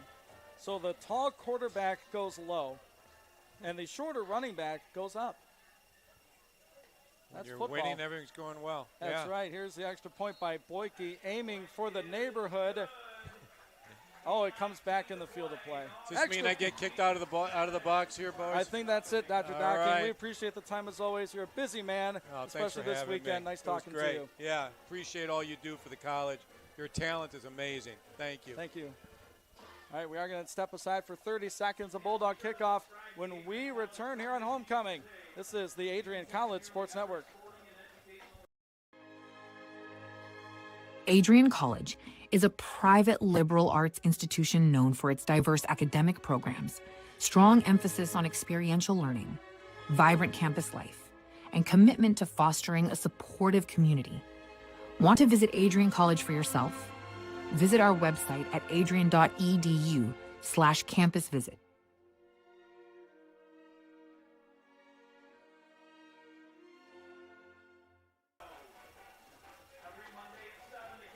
Right back here on the Adrian College Sports Network as we say goodbye to Adrian College President Dr. Jeffrey Docking. Appreciate him taking the time to talk with us up here in the booth as he watched another Adrian College scoring drive, this one orchestrated by Sebastian Boswell. Yeah, and it feels good that the sideline is finally pumping it up. They're getting back to it. It felt really almost seldom on the sideline there for a little bit. Now they're back. Here's Boyke. His kick's going to bounce at the 13. Fumbled around at the 5. Picked up there, spinning around, waiting for blockers. And there is not too much room. He gets toward the 19-yard line. That's actually a decent job on that kick return, all things considered. Number 18, Marquez Williams, the freshman wide receiver. Quick shout out to the Bulldog Marching Band. Sounding good, looking great. Dan Casterkey in his first semester over at Adrian College. Myself, a proud Bulldog Band alum. Wrecked havoc on game days, Sean. 2012 to 2015, 2012, 2016, I was a menace down there. Yeah, we have a band alum. We have a football alum on homecoming. 1st and 10. This one batted right back down, and it's incomplete. Hall tried to get it through the big mitts of number 57. Nathan, what's that? 47. Sorry, I saw 47. Nathan Blazchak. I'll do better on that, young man. It was a nice play regardless of what the announcer said. It's a 2nd down and 10 for Manchester. Trying to find something here. Bulldog defense has a shutout streak going. They want to uphold. 8:04 to go in this 4th quarter. Going to be a run right through that middle. There is maybe a yard to speak for. DJ Plattner, freshman running back. Obviously, the Bulldogs have been rolling as of late, but you're talking shutout streak. Imagine how different everything feels if Valpo scores early and then they shut them out for 3 quarters of that game. You know, just flip the script a little bit. You get the 3 shutout quarters, then you get the 4. Yeah. Now you're sitting at, you know, who knows, it'd be 11 shutout straight quarters after this one if they can hold on. Bulldogs getting some reps in for some of the 2s and 3s. 7 and 20 to go in the 4th quarter. Run fake, pressure in his face, throws the screen. Plattner's got it, and some blockers on the far side. Give him about 4, maybe 5 on the catch and run. That was a scary pass, but a good one. It's unfortunate, really, that they haven't been able to keep their running game involved in this ball game because they have kind of a smash mouth and a fast running back, almost smash and dash like, where they can, you know, they have Lewis who can just pound it straight up the middle, and then they have Plattner who can get it to the outside a little bit better, catch the ball, use his speed. They haven't been able to utilize it as much as I imagine they would have liked to. Delisle back deep to return this punt from Manchester. Estrada gets a good snap. The punt high in the air. Going to take an Adrian bounce out of bounds toward the 50-yard line. 6 and 22 to go in this one. 57-0 is our score here on homecoming. Ian Wentz, Sean Whitmer. We have Tim Ambrose, part of our crew. I'm going to look right at him. No, I'm kidding. Nathan. Lindner. I was doing a pause. I was doing a dramatic pause. How about that punt, though, from the Spartans, as it was the best snap, but unfortunately it was the worst punt of the day, and that's not saying a lot. The punts have been pretty good so far today. They've carried well. They've taken Spartans bounces most of the time. Unofficially 4 punts for 40.3 yards on average. This is a run from Morgan to the edge. He's going to get about 6 or 7. Bulldog fans from last year might be wondering, where is JT Hill? Apparent injury. Or Tyson Hill. I'm sorry. I don't know what hill I'm thinking of. One of the hills. Well, we're in Michigan. There's lots of hills. You are correct. 1st and 10 Dogs. Sebastian Boswell. He's going to look to throw. Throws a dart in there. It's an incompletion. Trying to buy that one was Josh Sherwood, the sophomore. As Boswell threw a bullet. 5 yards in front of him. Josh Sherwood.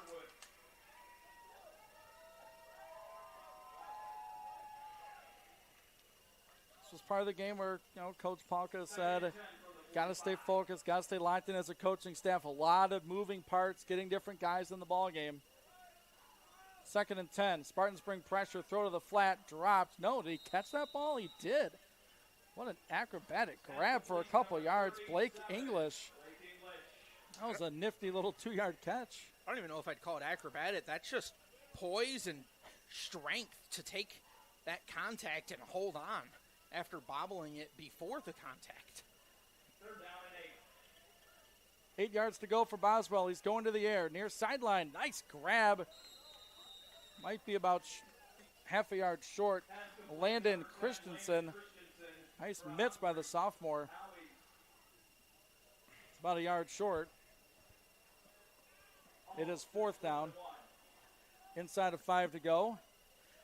As our PA announcer may have gotten a little tripped up by that. He wanted to give the Hungry Howies 1st down. Instead, oh, wait, it's 4th. Let's hold on. Bulldogs stay on the field offensively. No man's land from the Spartans 36, right hash. Boswell in the shotgun. Pitch play to Morgan. Gets the block on the edge. 1st down. As he gets dragged toward the 30-yard line. So keep the clock moving. 4 and 15 left in this ball game. Adrian almost preferred a Sebastian Boswell just power up the middle. With his height, I don't think you stop him from getting an inch. Just the discrepancy in plays. 76 plays for 597 yards for Adrian College. That's almost 7.9 per play. Manchester, 45 plays for 97 yards. Here's a fumble on the exchange to Hiram, and Quinn's going to jump on it about 3 yards behind the line of scrimmage. Just another bad exchange for this Bulldogs on these jet sweeps. It's curious because I think the jet sweep man is running it as if it's a read option, but the quarterbacks are running it as if it's a guaranteed give. 2 receivers out wide left, 1 alone to the right. It's going to be a throw to the right. Nice grab there with some tight coverage.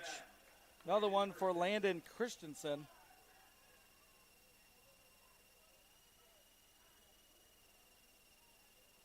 Give him a couple. Ball spotted at the 31-yard line. 3rd and 9. 57-0 is our score here on homecoming.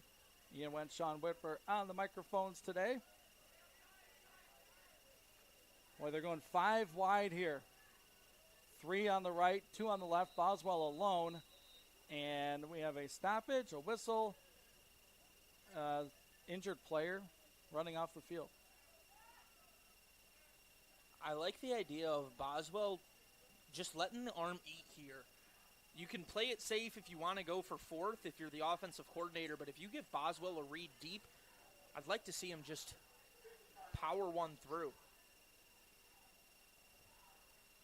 I did have confirmation from a listener or viewer confirming that I was a menace on football Saturdays from a very good authority. So it's a 3rd down and 9. So we are ready to resume play. And I have just gotten confirmation why the player had to leave the field. Our director in the booth here said that he's seen some. What did he see, Sean? Seen some. Oh, what a hit. Sorry, some 28 on 23 violence. Morgan with a catch. Maddox Bakinski lays the shoulder. What confirmation did you receive? That he may or may not have gotten sick on the field and had to leave due to some unpleasantries. It's a roughing the passer call. So add some yardage to that, and a Bulldog 1st and 10 with 2:27 left in this 4th quarter. Yeah, it's a 15-yard penalty from the end of the run and an automatic 1st down. It would have been a first either way. So, yeah, that's a Big hit there at the end. Is that 29? Talon Gardner? I believe that's the number we had called out. So Boswell looking to be the maestro of another touchdown drive. Might be the final play before the 2-minute timeout, as there's a false start on this play.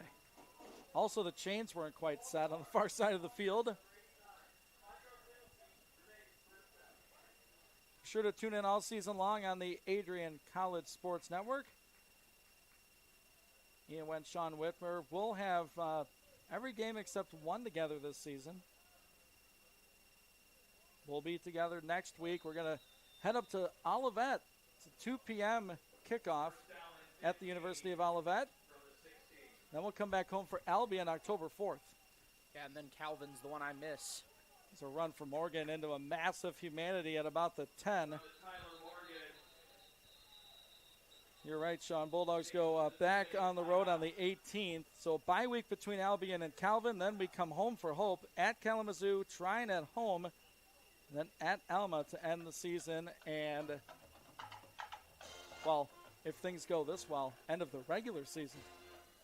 Don't want to put a qualifier on that one. We're going to take a quick timeout, 2-minute timeout here at Docking Stadium. It's Adrian College 57, Manchester University 0. This is Bulldog football on the Adrian College Sports Network. Adrian College is a private liberal arts institution known for its diverse academic programs, strong emphasis on experiential learning, vibrant campus life, and commitment to fostering a supportive community. Want to visit Adrian College for yourself? Visit our website at adrian.edu/campus visit.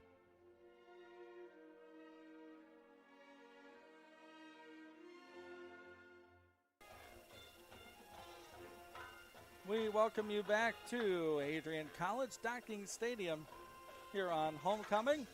Ian Went and Sean Whitmer on the call alongside you all on a sunny and warm Saturday afternoon. Quite humid as well, but the crowds have been great for Homecoming. Just a different atmosphere. Well, certainly from last year with all the rain we had. 57-0 is our tally with 2 minutes to go. Bulldog quarterback Sebastian Boswell looking to lead another touchdown drive. Tyler Morgan is going to get this carry and probe the right side. Lean ahead to the 10 for about a yard.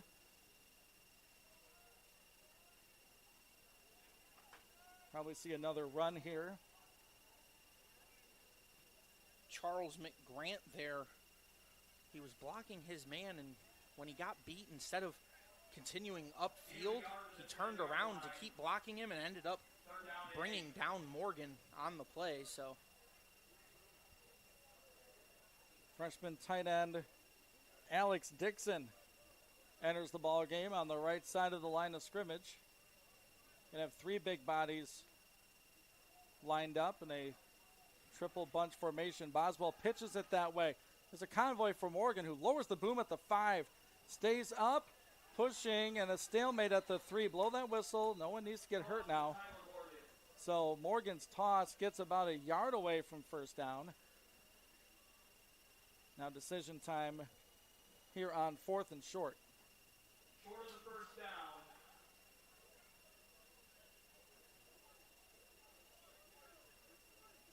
They bring in more speed. 4th down and 2. Quinn Hiram checks in, number 4. 34 in the ball game, freshman running back Tony Phillips. He's in there with Morgan. Boswell is going to go under center. It's going to be a sneak. He needed a yard. He's right there. Let's see if they give him the spot.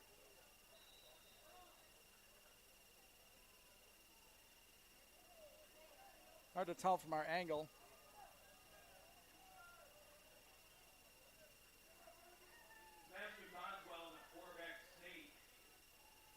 Waiting for an official word, and they'll say the Spartans got the stop.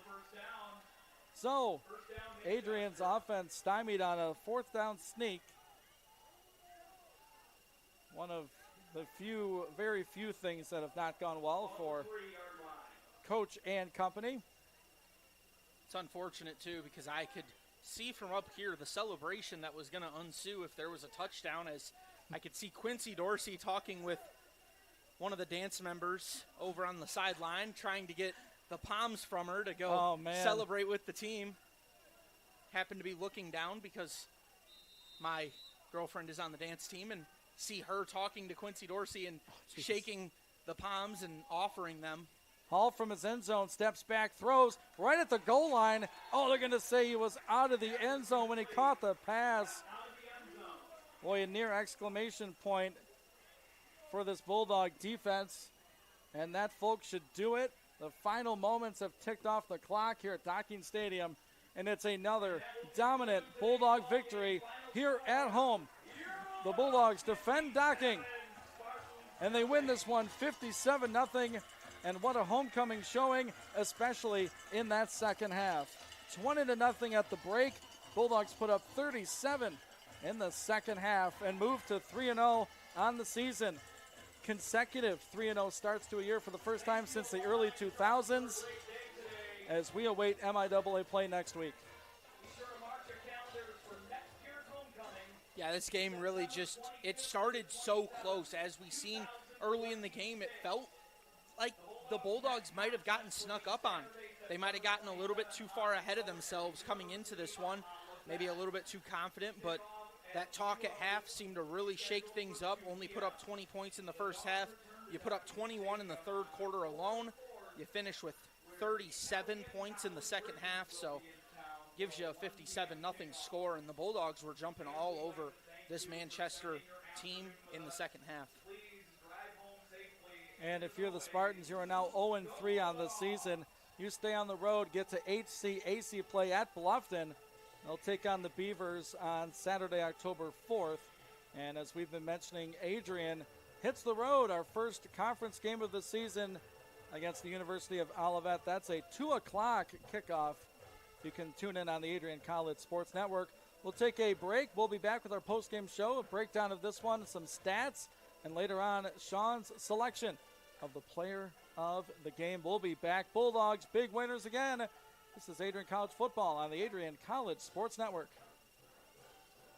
The Adrian College Media Production House provides opportunities for students to learn and grow live on the airwaves, just like Matt Kibbe. I've gotten a chance to create a relationship with coaches and teams and learn more from people instead of trying to teach myself something. Got an opportunity to expand my knowledge of sports, hone in on my skills as a broadcaster, learn about equipment in different ways. You get more of a connection with professors as well.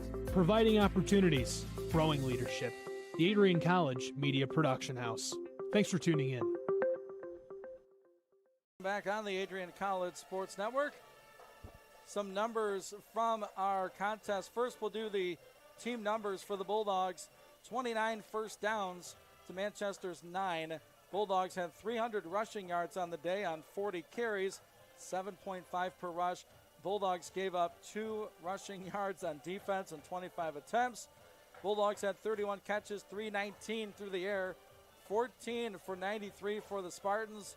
The Bulldogs had 83 plays for 619 yards, 46 plays for 95 yards for Manchester. Time of possession, the Bulldogs won that battle as well, 33-55 to 26-05. Third downs, Bulldogs were very good today, 8 of 14. Defensively, they gave up 3 out of 10. This defense continues to roll. That shutout streak continues. They've shut out an opponent for the second straight week. Haven't given up a touchdown since the fourth quarter of week number 1. Yeah, and this Bulldogs team has really just been rolling. As we mentioned, they've had 11 shutout quarters. Not consecutive quarters, but 11 shutout quarters overall. They only gave up the touchdown in the fourth quarter, as you mentioned, against Valparaiso, which is a Division I FCS program. If that's the only touchdown you've given up leading into conference play, you're feeling pretty good. And while Olivet is coming in having a rough start to their season, the Bulldogs can't go into that matchup thinking lightly of their opponent. Olivet can sneak up on you and steal one away if you're not careful. Well said. We'll look at some of our individual numbers now. I'll do quickly a Manchester recap. Their quarterback, Caleb Hall, was 14 of 21, 93 yards and 1 interception. He was just sacked one time. Receiving yardage leader was their man number 10, Levi Campbell. He had 6 catches for 41 yards. Rushing the football, 14 carries for James Lewis for just 29 yards. Actually, he netted 8. Long of 16. Looking at our live stats on the old internet machine for Manchester defensively. Leading the way in tackles was their linebacker Ethan Witz. He had 8 total tackles to lead Manchester today. Sean, let's go with the defense first. They played a whale of a game. Give credit to the 2s and the 3s and all the guys that got in to keep that shutout going. So let's take a look. Yeah, Bennett Gildy really led the way for this Bulldogs defense. 5 solo tackles, 5 assisted. He had 1 tackle for a loss in the first half, but it's difficult because he only had 1 tackle there in the second half. The defense never really got on the field. They played 1 drive, the starting defense did, in the second half, and that was back in the third quarter. I believe the only drive they had in the third quarter, and that was 3 plays. It's hard for the defense to be on the field as little as they were in the second half. However, Gildy still comes out with the 1 tackle. Everybody else on this defensive unit, though, you get Quincy Dorsey in the face of the defense for 6 tackles, Liam Carey for 6, and then it starts trickling down, but you still have Simons with 5, Marino with 4. Of course, you had a host of tackles for a loss, including Britt, Dixon, Bethune, Boyd, and Stento, along with Carey and Gildy. But all things considered, that defense was rolling through this game. That they were, and the name of the game in that third quarter was offense scoring, kick return coverage, forced back-to-back fumbles of the Spartans, and they kept the Manchester offense on the field until inside 7 minutes to go in that third. So let's look at some of the offensive numbers for Adrian College today. Yeah, this is where I think the Bulldogs really showed what they're trying to do this year. Noah Boudry, 26 for 36, just shy of 300 yards. He comes in with 294, 3 touchdowns, a long of 62. I believe that was to Trey Brueggemann. We have Whitaker, who comes in with 5 catches for 53 yards and 2 touchdowns, just a curl machine over there. Yes, I like that, curl machine. Aberger adds 8 catches on the day with 41 yards. Only had a long of 10, just Mr. Consistency on the later downs of a possession. And then you got Morgan, who led the team rushing, had 9 carries for 89 yards, hurdled a defender, and the smaller statured running back was showing some power as well, getting some contact on the sideline. All right, so there are your numbers for today. We'll be back. We'll do a scoring summary, and we'll have Sean's selection for player of the game. Tough one when you get a game like this. Final score at homecoming, 57-0. Bulldogs winners here at Dawkins Stadium. We'll be back with Sean's selection on the Adrian College Sports Network.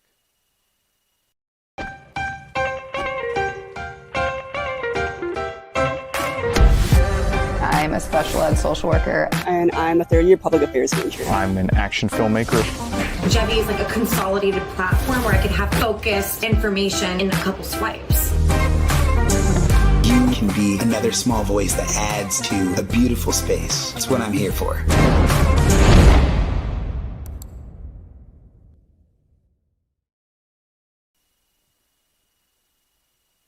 Our post-game show rolls on a big homecoming victory for your Bulldogs over the Spartans of Manchester University. It's time for the all-important player of the game selection. Another tough task for the man Sean Whitmer. You go offense scoring 57, defense giving up nothing, special teams forcing fumbles. What's the selection? Well, as you mentioned, it's going to be very difficult, and You go offense, defense. I don't know. You can expand it to 2. I think there were 3 players in the running this week, and I'll start with the lone man on defense. Gildy comes out with the 10 total tackles, 1 tackle for a loss.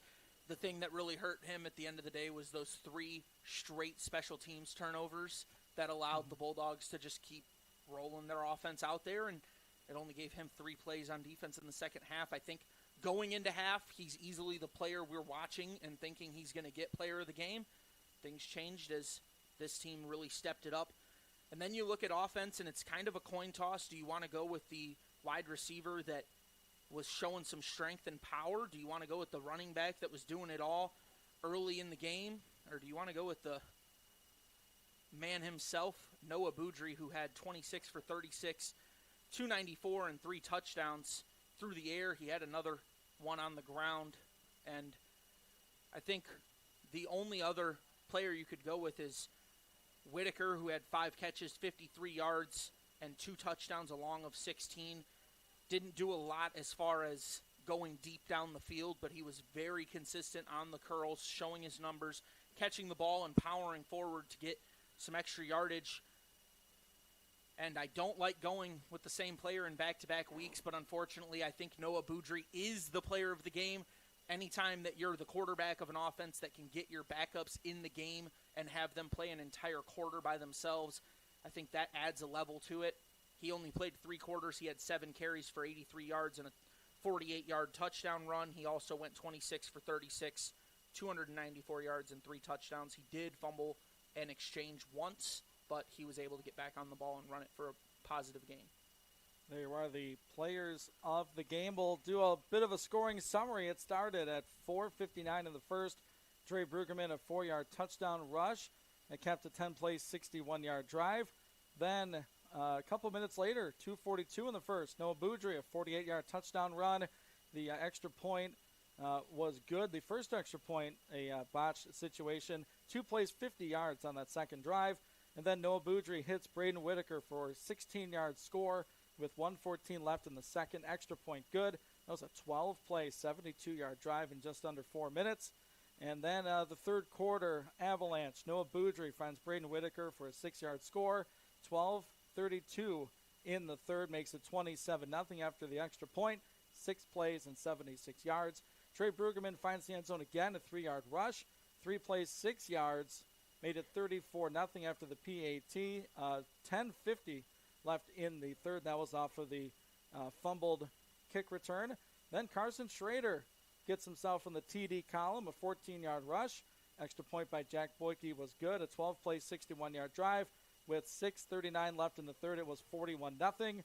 And then a safety situation. Angel Estrada, the punter, had the snap go over his head. He fell on it in the end zone with 4:57 left in the third.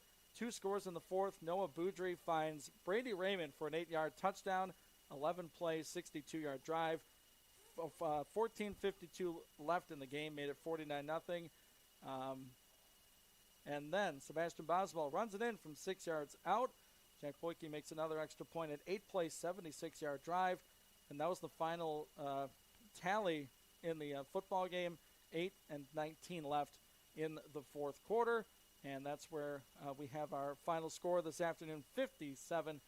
All right, Sean, looking at the next week, conference play opens up. You have Olivet. We know when it gets to league matchups, it's a totally different animal. They know you. We know them. Very familiar schools, old rivals, all that stuff. And it begins on the road at Olivet, a team looking for win number 1, so they'll be hungry. Yeah, Olivet looks to come in and really do what they can, or mind you, host, but still looks to do what they can to upset the Bulldogs. I'd imagine going into that game as the favorites. And I think if the Bulldogs can just keep their composure and really go into that game the way they came into the second half of this one, if they go in the way they went into the first half, that's where things get a little bit dangerous. And I think things favor Olivet in that case because the Bulldogs looked really sloppy in the first half of this game, which is saying a lot because they still went into halftime up 20-0. But for the standard that has been set by this coaching staff and the fans watching, it was a sloppy first half. The second half is definitely more of what they want to do. Well said. I'd like to thank our skeleton crew today as we're bare bones here for homecoming. We have Tim Ambrose, Nathan Linnear, close. Linner. Furthest away you've ever been. Oh, my gosh. I'm tired. It's hot. Sean Whitmer, Yours truly, Ian Wendt. Thanks for tuning in to Bulldog Football. I'll be a couple weeks.